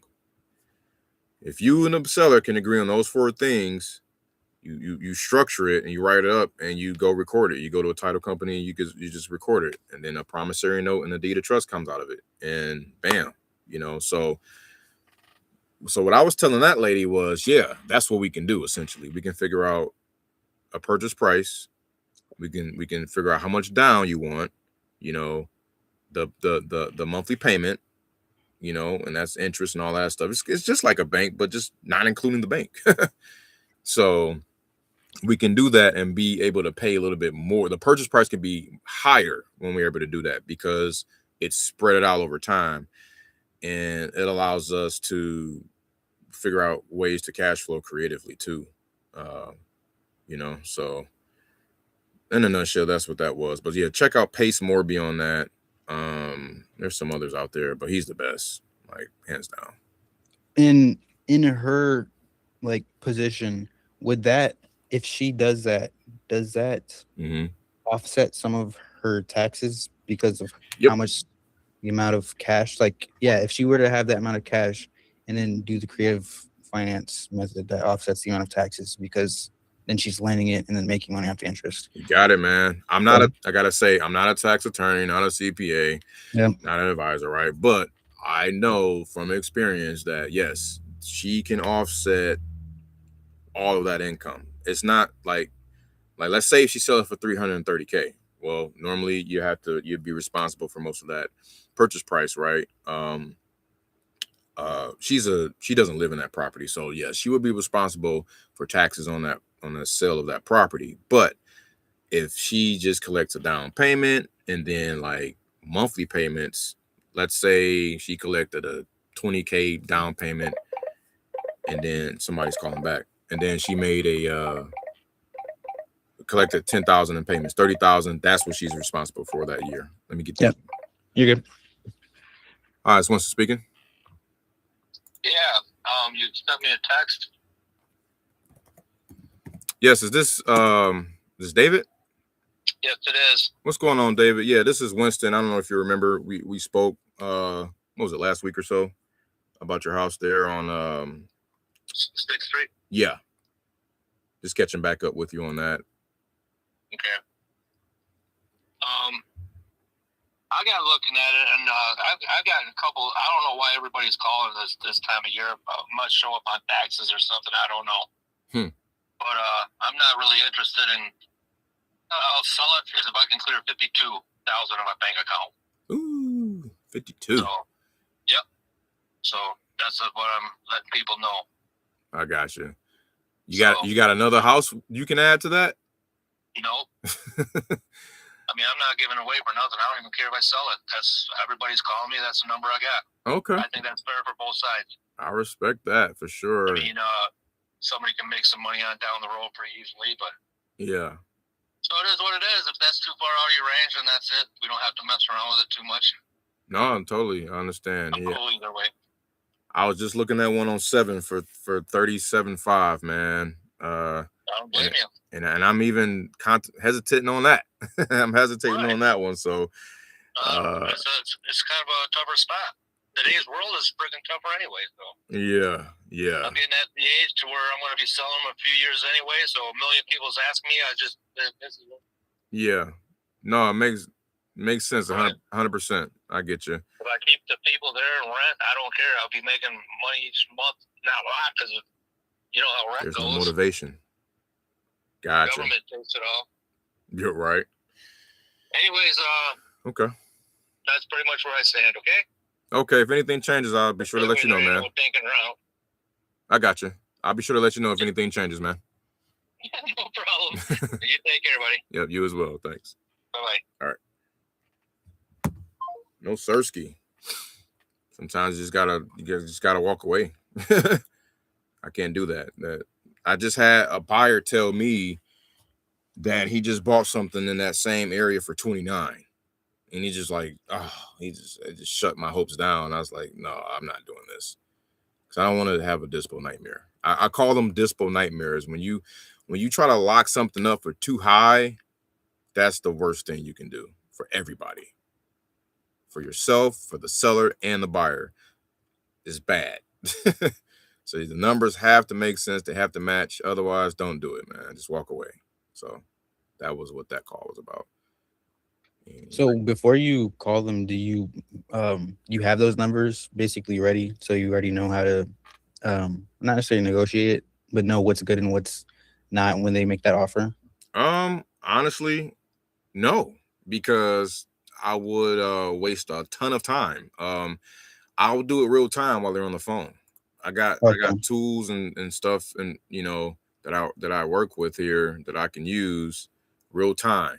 That'll let me know where we need to be. So, I'll make an offer range, or I'll try to get a number out of them, and then if they give me a number and I see, okay, well, this number is hot, I need to lock it up, and I'm like 100% on it based on my data that I'm looking at, then yeah, I can use that real time and lock it up. Or sometimes I'll just like, hey, let me give you a call back in 20 minutes, and then make sure I'm good, do a little bit more research, and then call back and lock it up. Okay. Yeah. Also, I'm gonna backtrack a little bit. I'm sorry. Good. So as far as when we're talking about the creative financing, yep. Can you do that with any lump sum of, like, say, cash that you just got? Say you just go lend it out, and then that, if you're trying to offset the taxes that way, or is it only within if you're gonna sell like a house or something, or if you're buying if you're selling a house? So are you saying like if it's any other type of deal outside of real estate? Yeah. Like if you get a big lump sum from a sale of a business or another asset or whatever, you get a big lump sum, and you're saying, can you take some or all of that lump sum and put it into real estate, or put it into a deal, or offset your taxes? Is that what you're getting at? Yeah. So again, I will seek a CPA for that, but for the most part, that's how the wealth does it. They either would do what they call a 1031 exchange. Well, 1031 exchange is real estate involved. So like if you sell a property, you got X amount of days to transfer those funds into another property. But if you sell a business or a car, or I don't know, anything that's not real estate, typically, yes, that income is now taxable income. If you park it into an investment vehicle that the government deems like a real estate or a business or whatever asset of some sort, I can't tell you how much of that income is deductible, but there's a great deal of it that's deductible at that point. Okay. Again, I want to recommend a book on Will Wright. Hold on, I'm gonna look this up. What is his name? Carl Willwright. The tax. Here it is. Tom Willwright. His name is Tom Willwright. Tax-Free Wealth. Check that book out. Probably about $20 or so. Highly recommend it, man. He'll break some of that stuff down in that too. Okay. Yes, sir. Thank you. Also, just let me know. Like, I'm not trying to get in your way as far as you're calling, because I like to ask questions and stuff. Absolutely. So, You're good. I had another question. It was it's about give me 1 second. Mm-hmm. Oh, it was about your AI. So you have an AI caller. So do you have like an AI receptionist in a sense or something? Yeah, As far as man. I do. AI receptionist, AI chat, AI. I don't. The only thing I don't have an AI outbounder yet, but I'm trying to wait for that to kind of let the waters kind of settle down on that one. But yeah. I've created a receptionist for me, and essentially I can create it for any industry or anybody. And I'm actually going to go in business to sell those to tradesmen like electricians and plumbers and maybe even property managers, real estate agents, so on and so forth. But yeah, it's actually kind of it's a little bit simple. It's a mix between simple and a little bit complex to set it up. But yeah, you can do it essentially.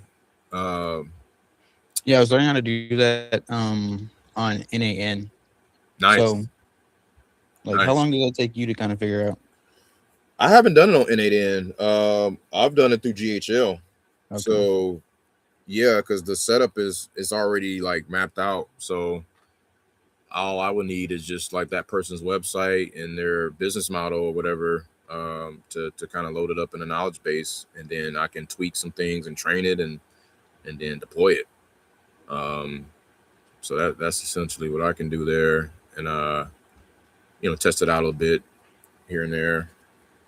But yeah, that's and that end is a beast too.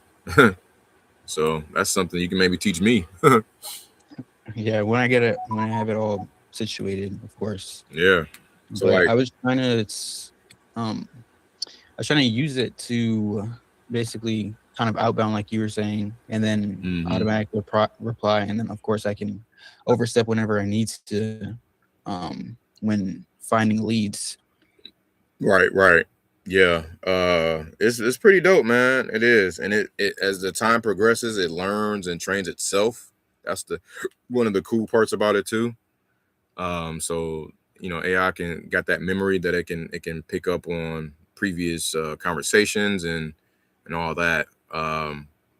So the good and the double edge about it for me, man, it's been doing too good. Like like I said earlier, I've gotten so many leads, man, and it even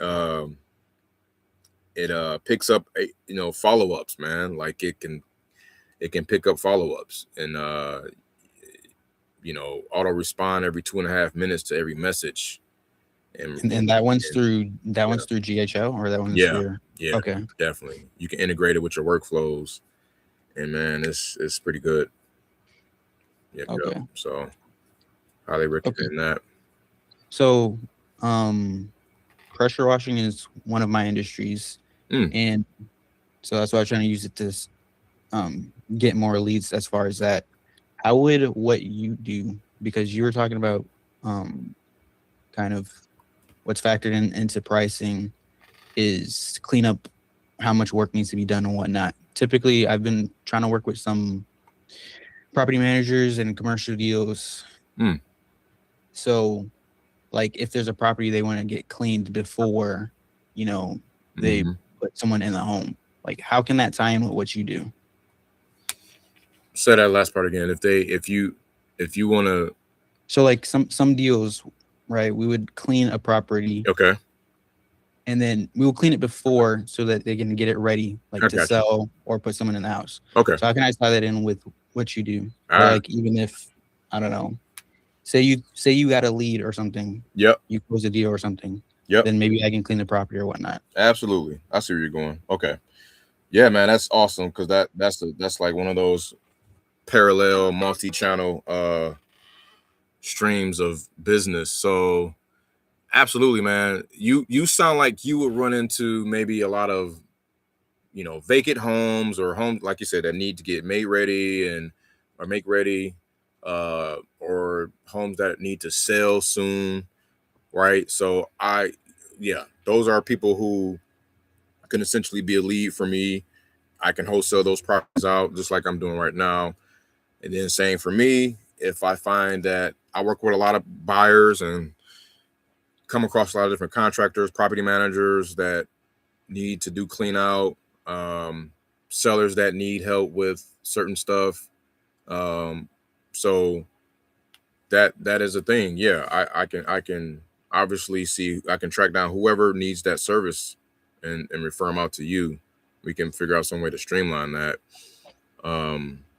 But yeah, that'd be dope. I haven't thought about how, but we could work through that. Yeah, I'm down for that. Yeah. Hit me on the like I said, the IG, man. I can't let put me my look it up. info on here. They're gonna block it out. So if you let me see if I got my, here it is. I don't know if you're still in the chat on the live. I could put it in this chat over here too. Yeah, I'm in the live. Or either's one. Either one. Okay, yeah, it's in both. But yeah, man, definitely reach out, man, and we can figure out a way to collab. That'd be dope. Where are you actually? I'm out of Florida. Nice. Okay. I got land. I do mostly land. I would do houses out there too, but I mainly pull a lot of land out there.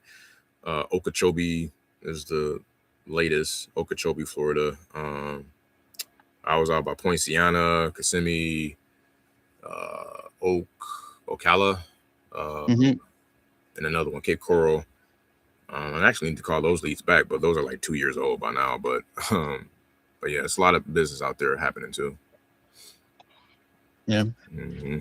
How's your when you talk? Well, how often? Okay, so what's the difference between you talking to a property manager, a seller? Because they can be one and the same, but not all the time is a seller or property manager, right? Property managers are the cogwheel to hundreds of sellers, hundreds of thousands of sellers, whatever they got in their portfolio. So yeah, so they're constantly going through turnover, or the attrition with them is like ridiculous. So it's like they're constantly picking some, buying and selling. They're basically on both sides of the spectrum. So I'm working with a property manager up in what time is it? It's 1 o'clock. It'll be 2 o'clock up there. Okay.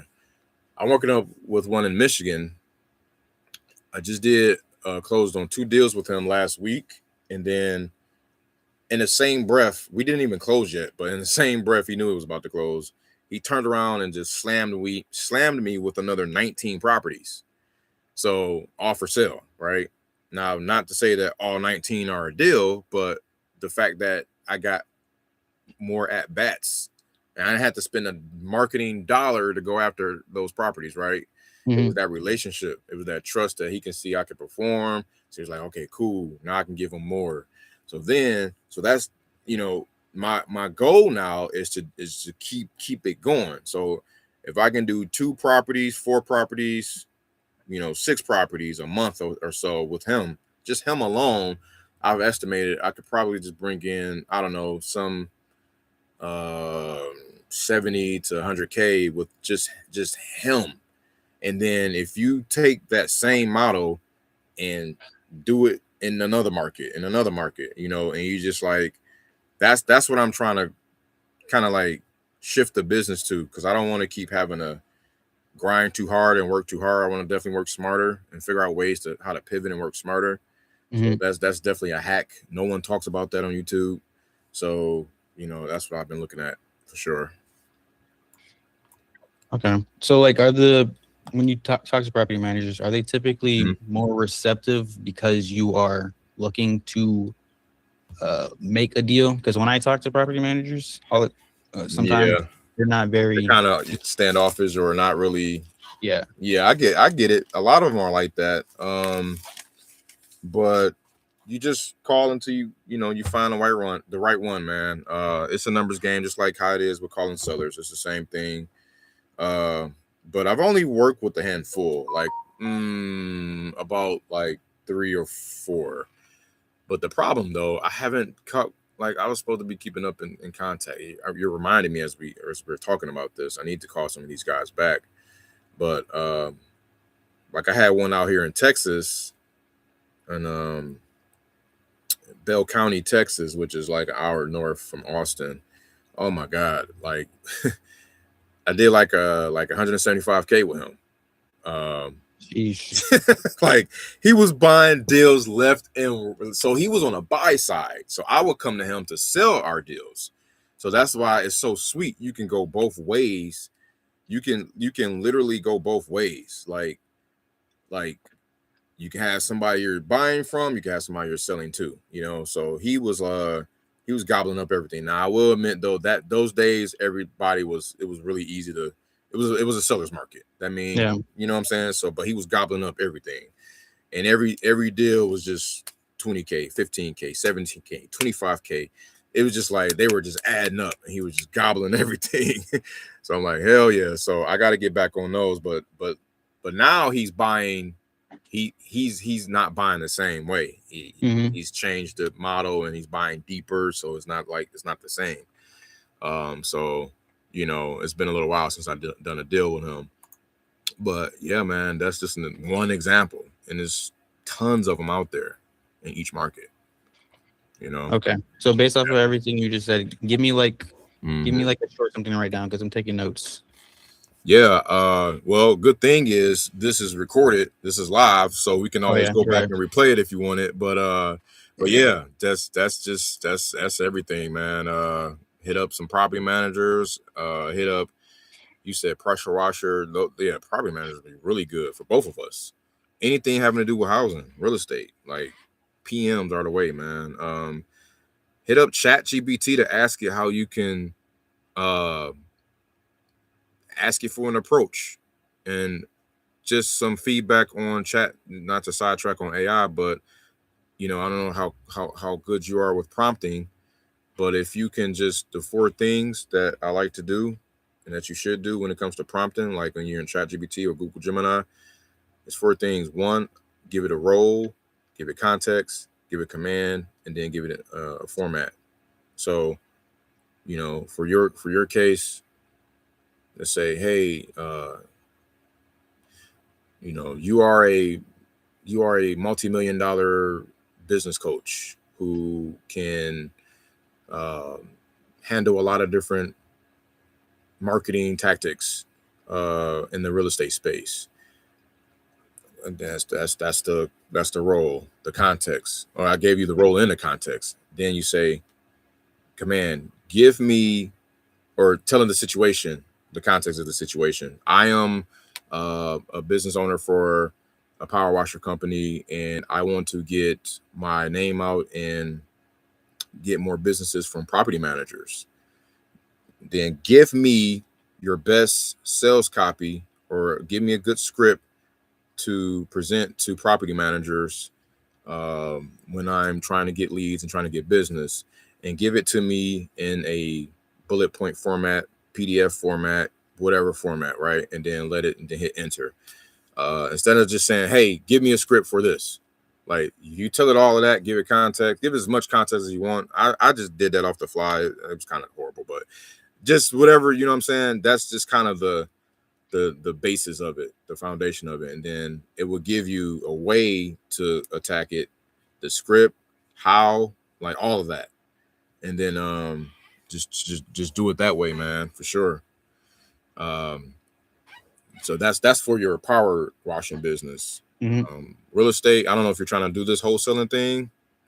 I mean, I'm interested for sure. But because you can probably like do them both at dual at the same time. Yeah, I think that would help. You know, so but yeah, we could chat more about that, man. I'm gonna make some more of these calls.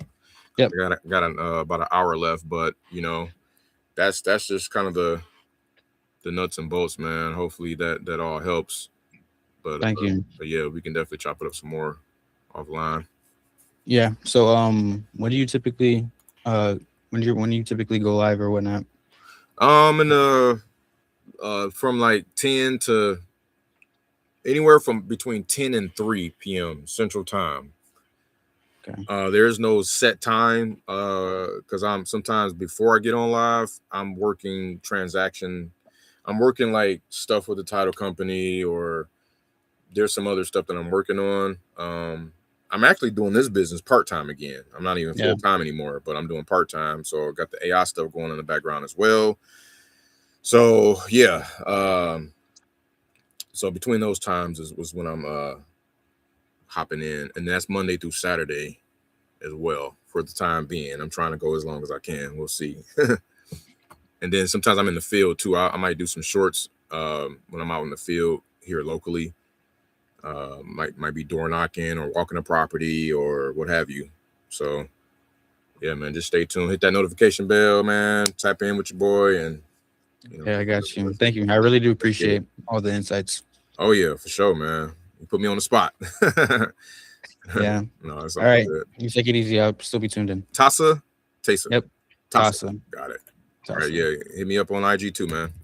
I will. Thank you. And likewise, I do my best to help you. No doubt. Appreciate you. Thank you. Yep. All right, guys. Cool. So we out here. We doing this. Y'all heard him. He does pressure washing. So once he send me his info, I'll drop it in the comments on this. I meant to tell him that. If you still watching, Tasa, drop your IG, your information in the chat. I meant to tell you to do that. My bad. If you're still watching. All right. So I got 7 more calls to make in Royal Oak. So let's go ahead and get those popping. Oh.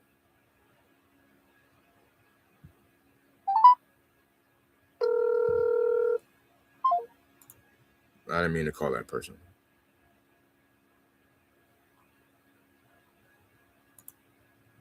That was a double tap. An accidental double tap. It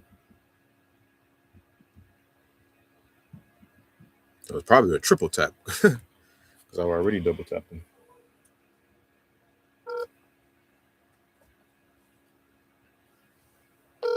That was fun. Your call has He put me on the spot. The person you're trying to reach is not available.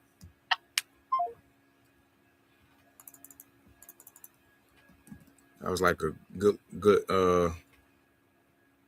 interview there, right? But yeah, man, I'm gonna make a whole school community, and of all of this is gonna be free, right? At least at first, and then if it is paid, it ain't gonna be probably no more than $10. Maybe like $8 or something cheap to join. And then it's going to be constant like tips and videos, feedback, state of the union, market updates. Your call has been forwarded. Different ways to adapt to the market, what we're seeing in the field. Buyers, like, we'll have buyers you'll be able to tap into. You get promo codes on different software tools and all that stuff, man. Like it's gonna be jam-packed with value. For sure. So coming soon. And then we're gonna have an AI one too. We're gonna have some AI stuff in that as well, but then we're gonna have a whole separate joint of an AI. Let me shut up because I can go on and on about talking about AI. Follow that AI journey on IG or TikTok. TikTok got most of the action. IG, they just be, man, it's sad. I only got like 17 followers or something. I only got like 80 on TikTok, but I'm just giving a day-to-day update on stuff I'm doing on with AI. It's a journey. So I'm on day 56. Today is the 56th day of the year. So I'll be on day 56 is today. As I'm dialing this next one, and basically we're covering there's like 4 levels of interest that I uncover. Monday and Tuesday focuses on like development of apps, software. Hello? Hey Tim, how you doing? Hi, who's this? Hey, this is Winston. Gotcha. Yeah, been quite a while, man. Was just calling back about some property you may have there in Royal Oak. To see I'm not interested in selling at this point. Not in the market. Okay. No matter the price. I mean, for $500 million. Okay. No, that's understood. All right. And you didn't have. Out of interest, how do you guys get my contact info, and why do you guys keep calling? You got it, or we got it from what is that? Yellow Pages, online Yellow Pages. And we're just calling around in the area in general, to different landlords who may be looking to sell. Gotcha. Yeah, but okay. You're not nothing coming up on the hopper here on the radar? Nope. Got it. Okay. I will take note of that. Appreciate you, sir. Yep. Last time I called you was in September of 2024. I thought he was another Tim that owned this fourplex out there, but apparently not. So I'll put not interested. He wants 500 million. Awesome. Being facetious, so I'll just go ahead and just remove him out of here. What was I saying before he picked up? Dang it. I had a point to make. Oh, so yeah. Mondays and Tuesdays we focus on that AI journey. Okay, TikTok, that AI journey, or IG. Mondays and Tuesdays we focus on the development and creation of apps, SaaS, software, tools, and stuff like that. Wednesdays and Thursdays we talk about automation, voice AI, conversational AI, workflows. Fridays and Saturdays is faceless. We talk about faceless channels, faceless YouTube channels, and faceless TikTok, IG, all that stuff. Anything that you want to do and create UGC content, all that good stuff. And then Sundays is just general. In general, we just sharing tips from other pages or other sources and things of that nature. So it's pretty dope. Check it out. At your leisure. All right, we're gonna move on to the next. So that was Tim. He answered and he was ridiculous. I mean, y'all, we got 20 calls in. I'll give y'all stats real quick. So today's dials, we got 0 Florida, 0 Cali, Texas, 1 Arkansas, 1 Ohio, 2 Michigan, 20. Total is 25. Sorry, 24. I can't freaking count. 4 contacts, 1 offer, 1 buyer, 1 JV, no assignments, 1 realtor, 1 property manager. 2 property managers, sorry. Those are our stats right now. We're going to end this. We're going to get a hard stop in 45 minutes. So we still got some roadway ahead of us here. Those who just tuning in, I appreciate y'all. This is the Closet Closer series. I locked myself in a closet to make calls to homeowners that want to sell their property. So I do a little bit of cold calling here and there, but for the most part, these are lead follow-ups, people who already expressed interest and responded favorably to my marketing and said, yes, I will want to sell my property, whether it was yesterday or 2 years ago, apparently. So there you have it. Also known as wholesaling real estate. Be sure to check out some of the greats. I'll name drop some greats. Pace Morby, Jerry Norton, Brent Daniels, Jamil Damji. That's like a 4-pack. They run together. They do wholesale outline too on Mondays. I think they still do it. OGs, you got Jerry Norton's OG. You got Sean Terry. The oldest OG is Ron LeGrand.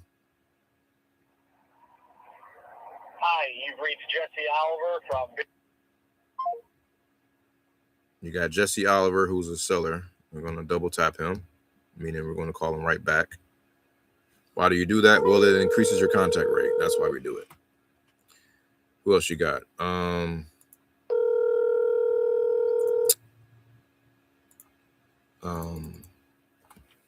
Oh, you can't forget RJ Bates, Steve Trang, Steven Morales.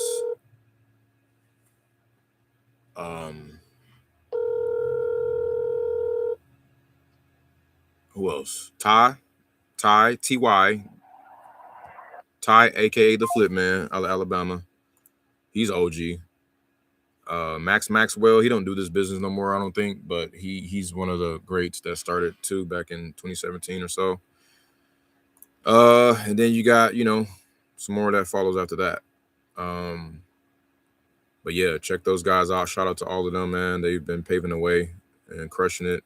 You also got Cody Sperber, Cody Sperber or Sperber, I think. Cody Sperber. Cameron Dumlat, he's an OG. He can give you a list of private money lenders. Cameron Dunlap, he's been doing that since 10 years ago, providing a list of private money lenders. Pace Morby can do that too. I got a list of them too. Yeah, so they out here, folks. Let's tool up. All right, so that was Jesse. Call him back later. No answer. DT, double tap. I literally did the opposite of the thumbnail. Literally said no talking, just dialing. Even though I don't mind Casa, by the way, if you're still watching, but it's cool. I had a special guest hop on and join me a little while ago. For those who are just tuning in and missed that, you can rewind it and check it out. But he does power washing and stuff. He's out in Florida. He's thinking about, tapping into the real estate side of things as well. And, we're just sharing some tips and things with each other. So if y'all want to spam the chat, feel free on what you do for your business. I think you can drop your phone number. It might get blocked, but your social media tags are definitely welcome. So yeah, there you have it. All right, we calling the Ron. He wants 1.1 million. Damn. Oh wait, no. He is trying to sell the value of the lot. He was asking me for my offer, but had to run based on the new comp. All right, I'll read the notes while I call him. I don't like reading notes before I call him. Wasted a lot of time. Okay, so we're dialing them. Now I can read. But had to run. Based on the new build comp nearby, new homes are selling for 1.1. 7K plus square foot lots. Purchased at 225. So let him know we're paying around $30 per foot on the lot. So 25 to $30 a foot now. Update based on the simplest math. The builder thought the ARV would be 1.1. Cost to build is 150. So 1.1 times 70% equals 770 minus 495 equals 275 purchase price. Insane. Jesus Christ, that's a big note. Please leave your message for 5. All of that just for him not to answer, right? And I'm going to double tap him.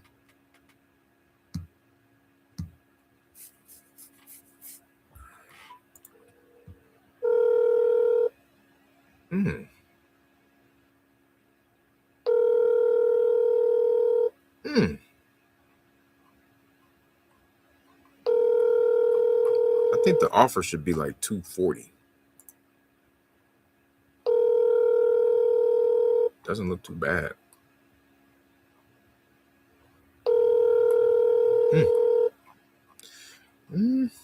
This looks like the house I sold last.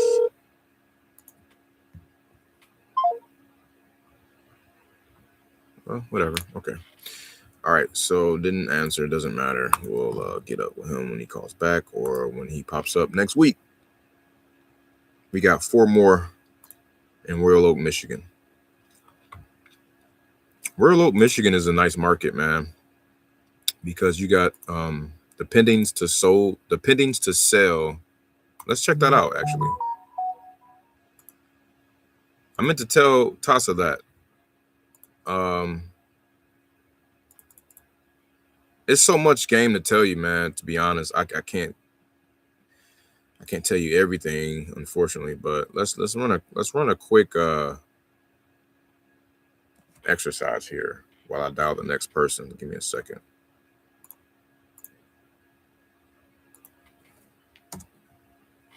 Charlene. I need to send her a contract. I made the offer the other day. I'm gonna just send her a contract.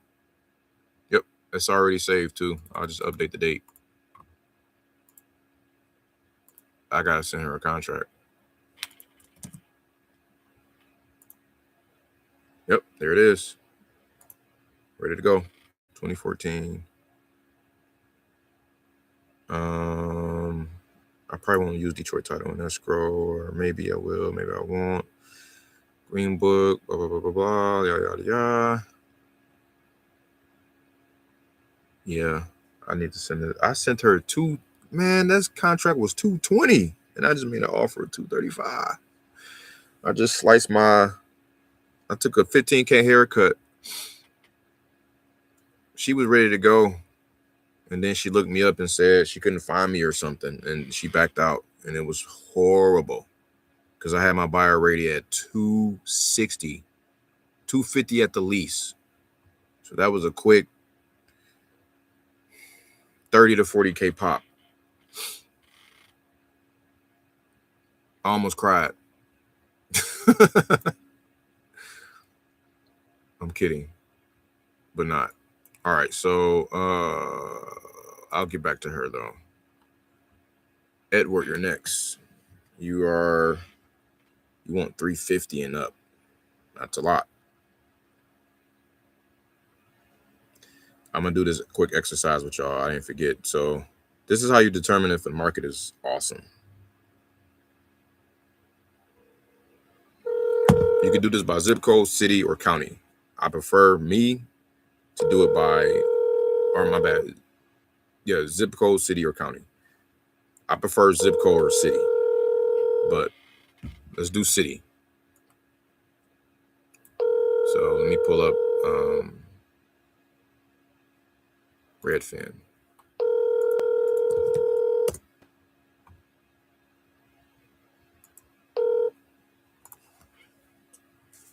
Please leave your message for.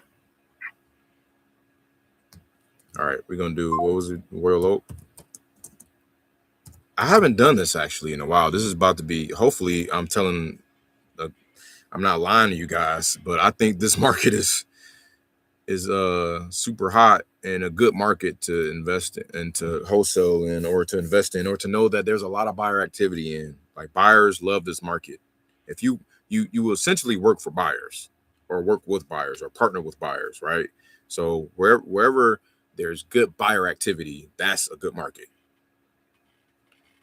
Okay, so what I do is I come here, Royal Oak, bam, all right, for sales, 159 homes. Let's just say homes, right? If homes is the only thing we're wholesaling and dealing with, let's just do homes. Or if you're just doing multifamily, do multifamily, whatever. But we're just doing homes on this example. So I come in here, I see there's 90 homes for sale currently in Royal Oak, Michigan. All right, cool. Let's keep that in mind. How many homes, not of these homes, but how many total homes are now under contract and pending? Oh my God, there are 68 homes that are pending.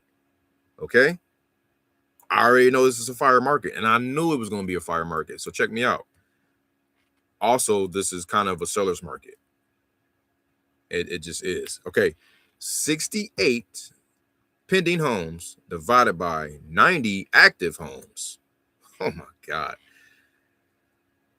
Whatever that ratio comes out to be, you want it to be above 30% or 35%.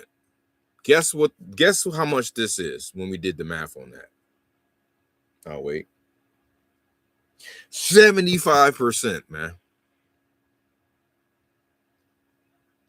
It's known as the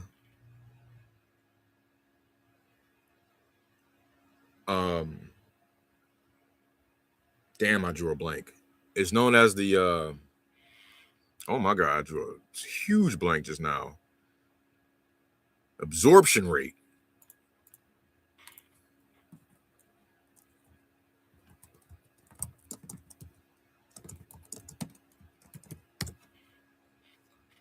In my sense. It's known as, okay. The absorption rate in real estate is a key market metric measuring the speed at which available homes are sold during a specific period, calculated as number of sales divided by total available listings times 100. So rates above 20% indicates a seller's market, high demand, fast sales, while rates below 15% signifies a buyer's market, low demand, lower sales. So that's Rocket Mortgage definition. So I'm gonna stop saying that. I'm sorry. I've been saying absorption rate, but absorption rate has really more so to do with solds. This is a pending, but when you see the pending is better though, because that's giving current status. That's giving real time, real live data. So that's even better what I just gave y'all. That's better than the absorption rate. And they're talking about 20%. I told y'all 35%. So my buffer is better than the real definition that I just Googled here, which is right here.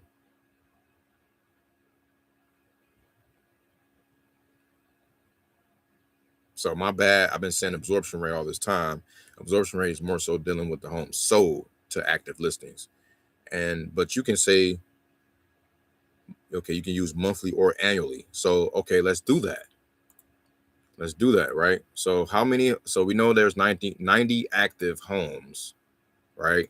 Let's see how many sold in the last 3 months. Damn. 170 in the last 3 months. How about 6 months? 401. How about the last year? I mean, damn. 928, bruh. Y'all tell me if this is a hot market or not. And this is not even a major metro. Like, it's the suburbs of Detroit. It's in the DTW market, what I call it. It's Oakland County. It's outside of Detroit. What up, though? If you know, you know. 313 stand up, 248, all of that. It's right, like, it ain't right outside, because you got Southfield, Oak Park. You got a little ways to get before you get to Royal Oak from Detroit. See how I'm scrolling down, and there's Detroit. Feel me? So you got to travel up a little north. You got to pass through all, Hazel Park. You got to pass through Ferndale. You got to pass through Madison Heights. You got to pass through, like I said, Southfield, all that stuff, and then you get to Royal Oak. But that is sick, man. That is sick. That's a hot ass market. So that's if you know, that's how you can pull lists. When you start pulling lists, do that first. Because there's some other markets out there. You pull them like that, it'd be sad. It'd be 90 homes listed and active, but it'd be like 10 of them pending, 8 of them pending, 6 of them pending, right? Trash. You don't want to be there. So I don't use solds. I use pending. Pending is better than solds to me, in my opinion. Y'all do what y'all want with that. All right, I'm gonna stop talking. Just dollar.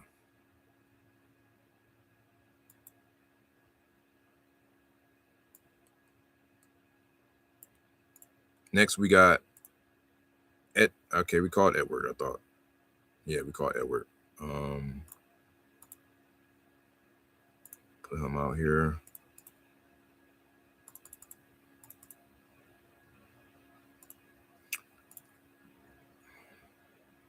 All right. Did I put him down for Odell? Yes. Oh, it's 2:30. Okay, let me remind Demetrius before you forget. You got to walk through at 3:30, my guy. Well, my property manager that I was just talking about. 3:30 p.m. walk through Reminder for, what's that address? 28, 23, 28. Okay.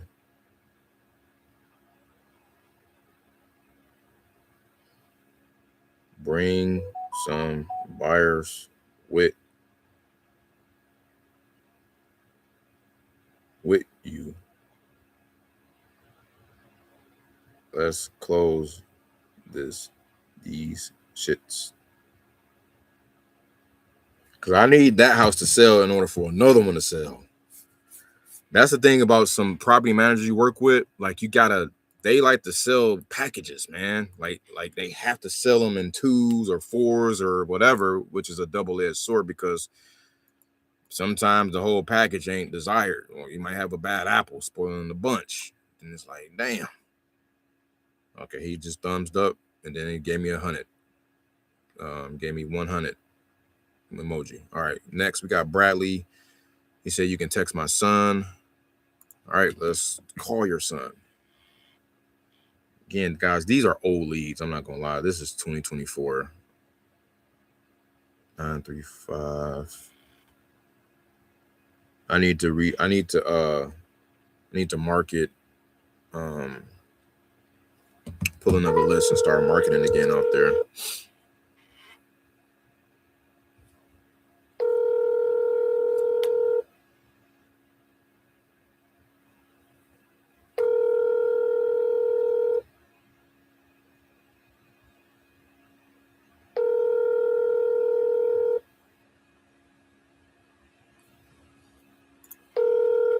Your call has been forwarded to voicemail. Oh, good. Double tap. Trying to lock something up, man. Something good. Your call has been forwarded to voice. Need a good deal. Like a good deal. Like a good deal. I've been hitting a lot of RBIs, man. I'm trying to hit at least a home run, make it to. Let me see. Okay.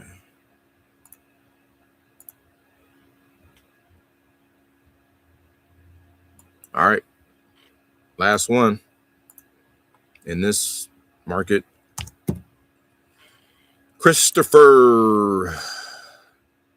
He told me to call his real estate agent, Leslie. She's handling inquiries. Okay.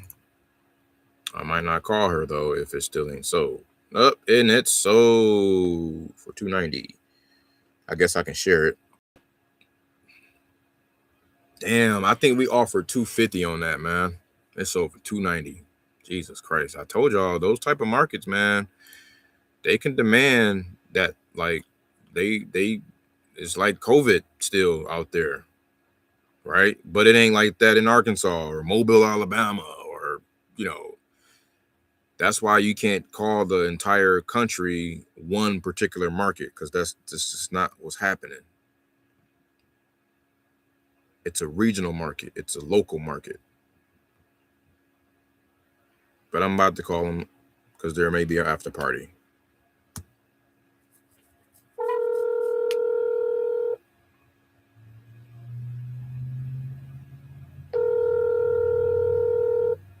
Your call has been forwarded to an automated voice messaging system.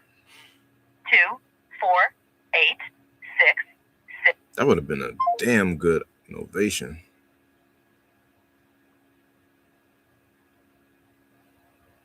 Oh, Leslie. Let me see if she got something. I'm going to call her realtor agent, actually. Let me see. Okay, first I'm going to double tap this person again.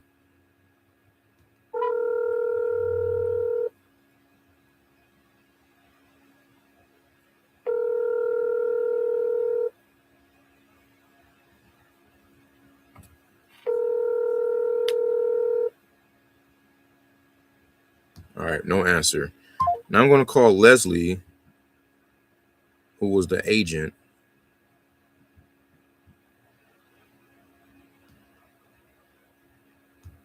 And see if she got anything.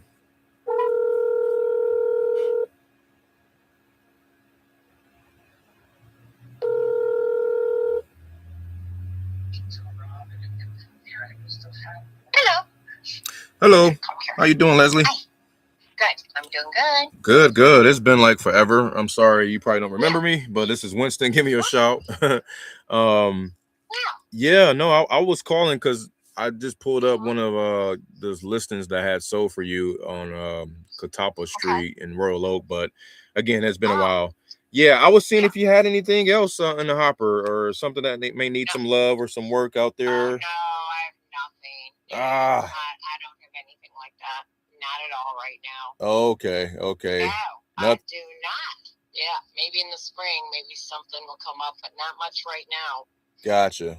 Okay, I'll keep that in mind. Slow right now, but I appreciate your call. Of course, I'll keep your number. What are you looking for? Yeah, we're looking for something that needs some love. Investment properties. I know in West Bloomfield, as flips right now.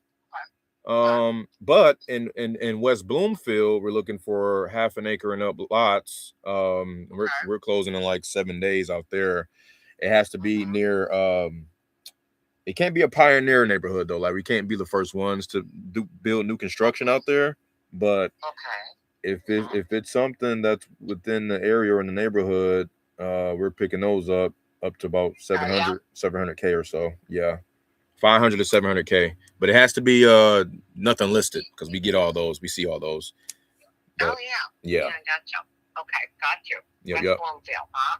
Yep. We want to have acre lots on them, basically a 1/2 acre kind of. Yeah, half acre to acre. The condition doesn't matter because it'll get knocked down and Oh, I see. Okay. Yeah, new construction.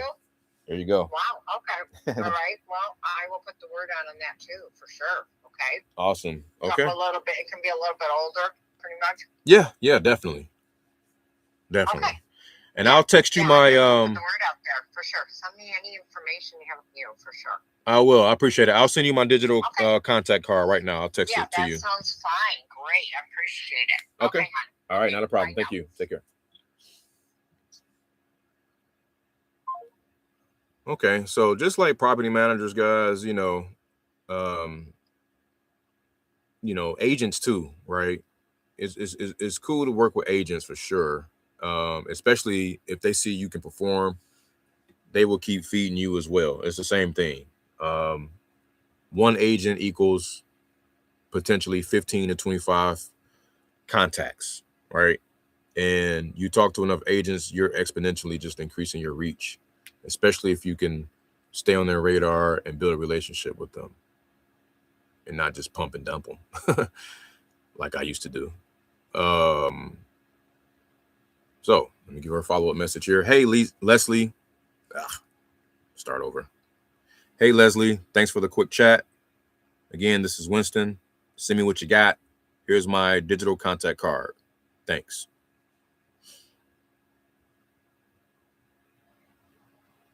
All right. Hey, Leslie. Let me capitalize that L. Thanks for the quick chat. Again, this is Winston. Capitalize my name. Send me what you got. Here is my digital contact card. Boom.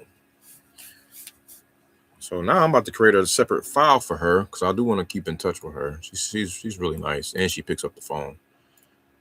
That's underrated, by the way. Like agents who answer their phone is super underrated. Like it's ridiculous because so many of them don't answer their phone. You can call 10 agents, 7 of them won't pick up. Almost 7 of them won't pick up. Maybe it's market dependent, but I'm willing to wager a high percentage. I'm taking an over. If 5 was the number, I'm taking over on that won't pick up for whatever reason. All right, so we got that. Spoke to Leslie, gave her some Bloomfield Hills 5 bucks. He doesn't have much right now. It's kind of, but I'm also like side-eyeing her because she like it's kind of slow, and I just showed y'all the data. proving otherwise. It is not slow. This shit is moving out there, baby. All right. Where we at? So that's all of them. That's Royal Oak, Michigan. I can call Madison. I can call Madison Heights, which is like the next city over. See what they got out there. Slightly lower price points. Good ARVs.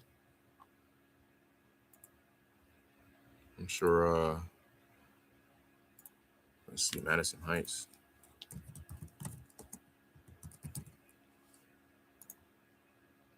Probably the same thing. You know, you got 70 homes that sold in 3 months. 41 active. Shaboom shebang. You got 26 pending.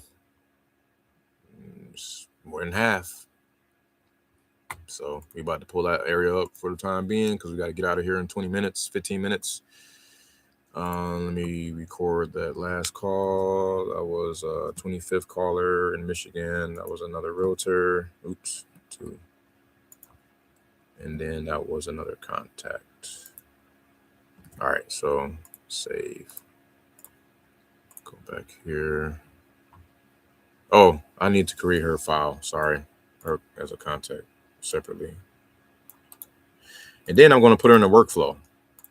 So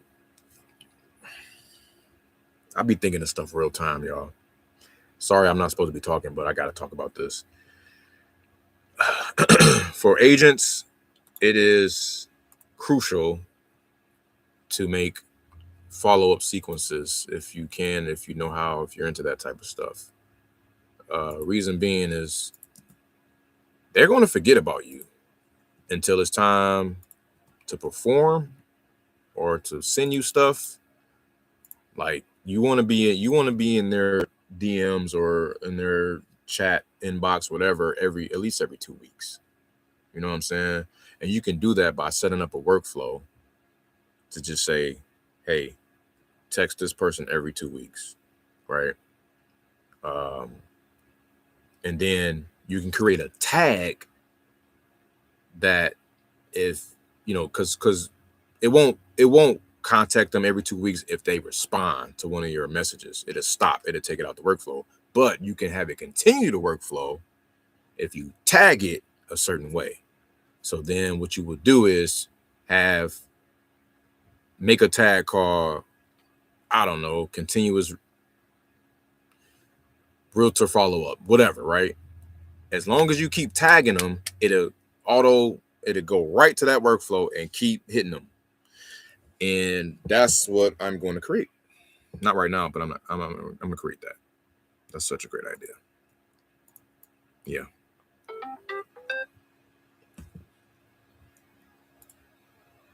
That's what I'm going to do. All right. Let me create this contact. So going back to smart list. I think we hit our goal though. 25. We off by 1. We need to make one more call. No, we hit our goal. What am I talking about? We hit our goal in Michigan alone. 25 dials. Let's go. I knew we was gonna hit it because I was serious about hitting it. Even with the 30-minute conversation with a special guest, we hit it. I've got 2 projects going on. Oh, okay. That's somebody else. Sorry, y'all. I gotta create this quick contact import. Here we go. What's her name? Leslie.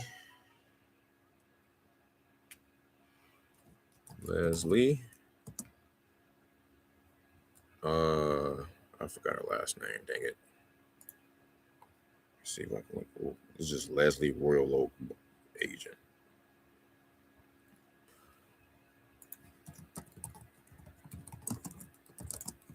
Then I'm gonna tag her. Phone number.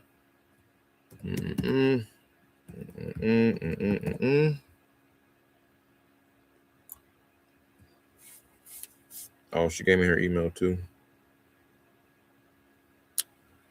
All right. Tag her as agent, Michigan. Agent lead, Michigan. Agent, Oakland County.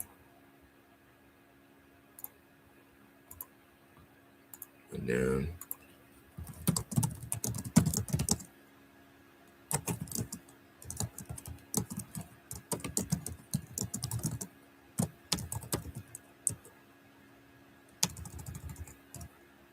okay, y'all type in the chat. Let me know where y'all from. What do you have? What do you need? How can we assist? What business you got rocking, if any, or what business you inspire to have, or what you're working on? You got some projects coming up? Anything I can do to help? Can I push it? All right. So we said we was pulling up Madison Heights. Let's see what we got in Madison Heights.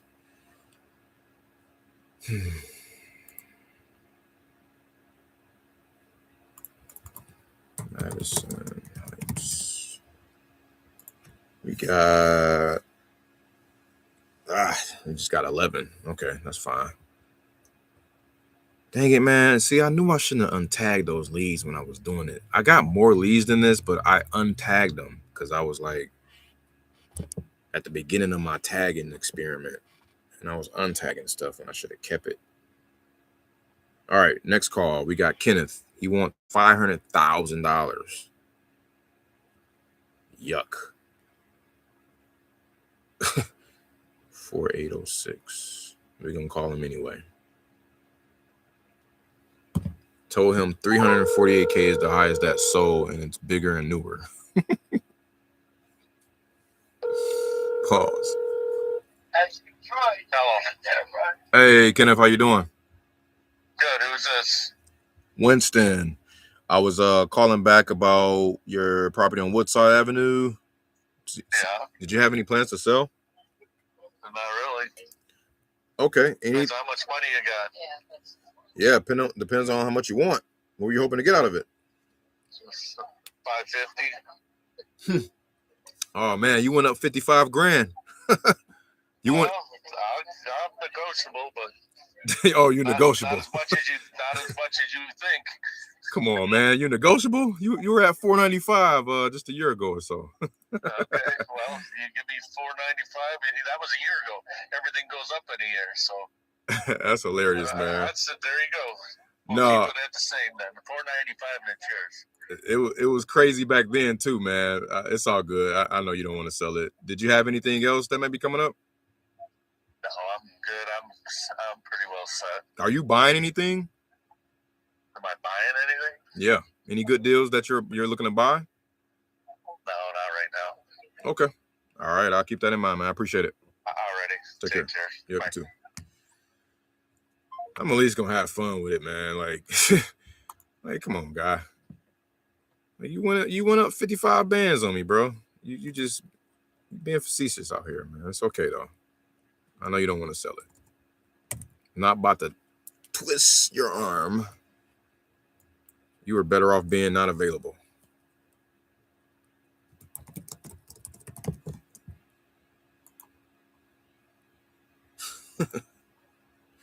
Jesus Christ. All right. That makes 26. And I was a contact. I wouldn't, there's no use in making an offer with that. That's a waste of padded statin. I'm not doing that. I'm not padding my stats like that. Take him out of here. Okay, next we got Colleen. Oh, that name sounds familiar. Oh, she's after this one. Okay, yes, the house is available for sale. Ooh. Okay.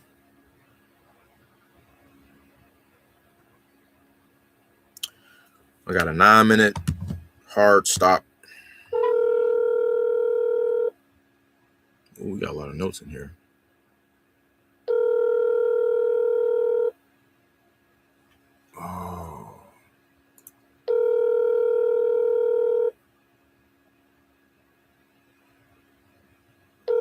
I don't have an image.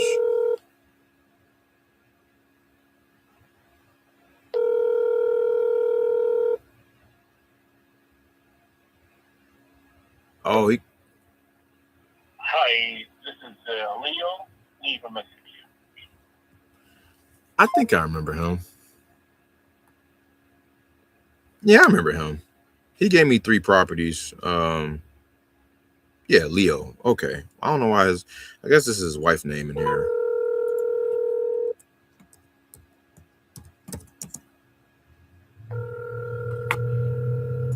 He probably got my number saved. Let me just leave a voicemail.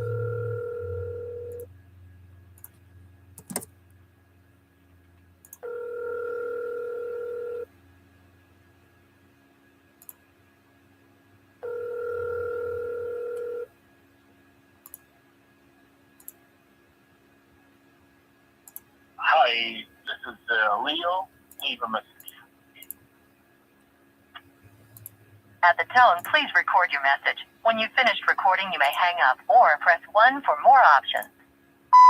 What's up, Leo, buddy? This is Winston giving you a shout. It's been a while, man. Hope all is well with you and your family. We're still rocking and rolling, looking for property.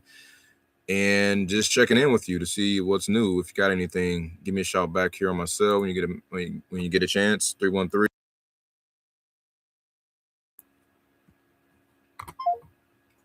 All right.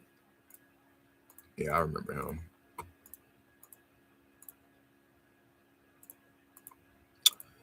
Okay. I'm gonna put him back in front of me. I'll call him in a couple days.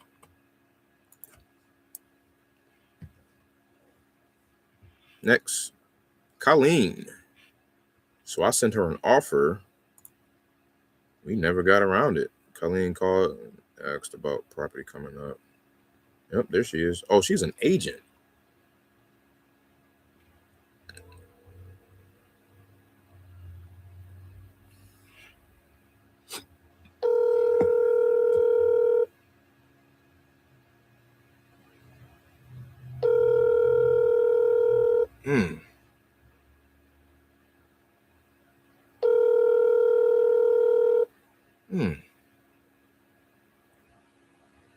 Just looking at the notes. Hello, this is Colleen Strader from CMS Realty. If you would please leave me your message, phone number, and the time and date that you called, I will certainly get back with you as soon as possible. I remember her now. Thanks, and have a great day. Hey, what's going on, Colleen? This is Winston giving you a call. It's been like forever. I'm sorry, but just wanted to give you a shout and see how things are going. Hope all is well with you and your family. Also to see if you had any properties coming up on the hopper, any listings that may be coming up, or off-market deals or whatnot that you have. Let me know.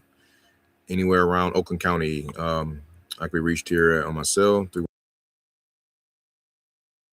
Thanks. Take care. What up, True Gamer? What filters am I using? What filters are you calling? What filters? Oh, my bad. So I'm calling tire landlords, absentee owners. That's the bread and butter right there. Rarely call owner occupant. Rarely. I be having way like bad experiences with owner occupant. But yeah, it's pretty much that. That's it. Okay. What you got, man? What's good with you? What's popping? I forget what market you in. I think you said last time you was in North Carolina or Florida, if I remember right. Let me know what's popping. LVM, left voicemail. Yeah, that's another agent I want to keep in touch with, man. I fell off the wagon with a lot of these contacts, man. I'm telling you. I got lost in the sauce with the AI. I need to redial in here. So I'm going to follow up with her in 2 weeks. I got 4 minutes. I'm going to make another call. Watch this person pick up and want to take up 30 more minutes. That's how it always happens. Matthew.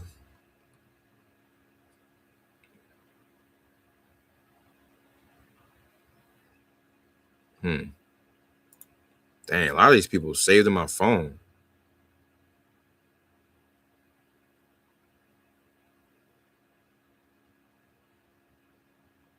Okay.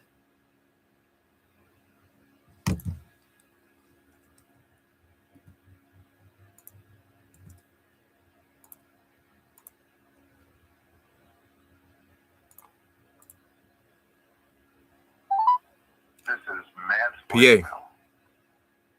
At the tone, please record your message. Okay. You in PA as in Pennsylvania or Port Arthur? Just want to make sure I got this right. Because they be talking about PA out here outside of Houston, I think that is. But I think you in Pennsylvania, if I'm not. Okay. For sure. What part? Because I don't know if I can get down in Philly, or anybody can get down in Philly for that matter, because of those rules out there. So you're looking for some more rehabs? Okay. For sure. Let me know your buy box.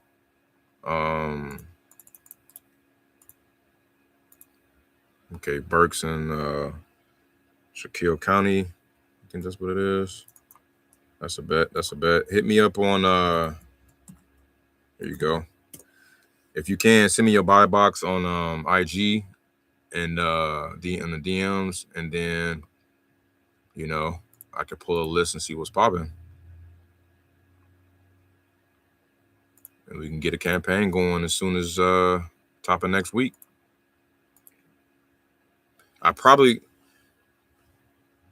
Yeah, that's cool. I should be able to do something with that.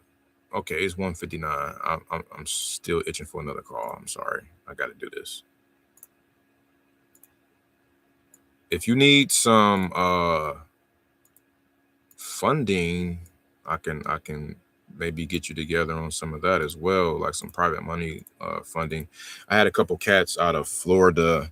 They're lending all over the place. They got up to $2 million. They trying to loan out, but it got to be an 18-month term at the max. But I think they got some pretty good numbers on it. Let's see what you got. So we got Matthew, a call, no answer. Put him out front because he looked like his wife and him and his wife got some property.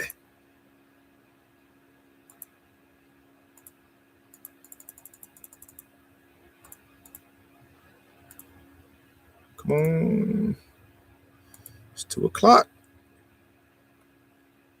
Jody, you next. You the last one. Oh, you wanted $235 for one, and you sent me another one and wanted $275 for it. All right. I didn't realize this could be a channel for my buyers, man. What up, man? Like this, like everybody tap in, man. If you buying, like holla at me, because like if you're a direct buyer, let's work. I wasn't even thinking about that. But definitely hit that sub, and share it, like it, all of that good stuff if you can. That'd be greatly appreciated. I don't really ask for much. Jody Sparks, your message is very important to me. Leave your name and number, and I'll get Okay, right back. well, if it's that important, I'll leave a message. What's going on, Jody? This is Winston giving you a shout. It's been a little while. You might not remember, but I was just calling you back about, I think, a couple properties you had out in Madison Heights, one on Alger Boulevard. So just checking to see if that was still available. If you got any others, let me know. I can be reached back here on my cell, which is 313.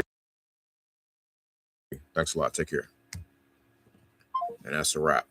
All right, man. So, okay. Pop String, American Heritage. Okay. I think I heard of American. They lend out in Texas too. I think they do.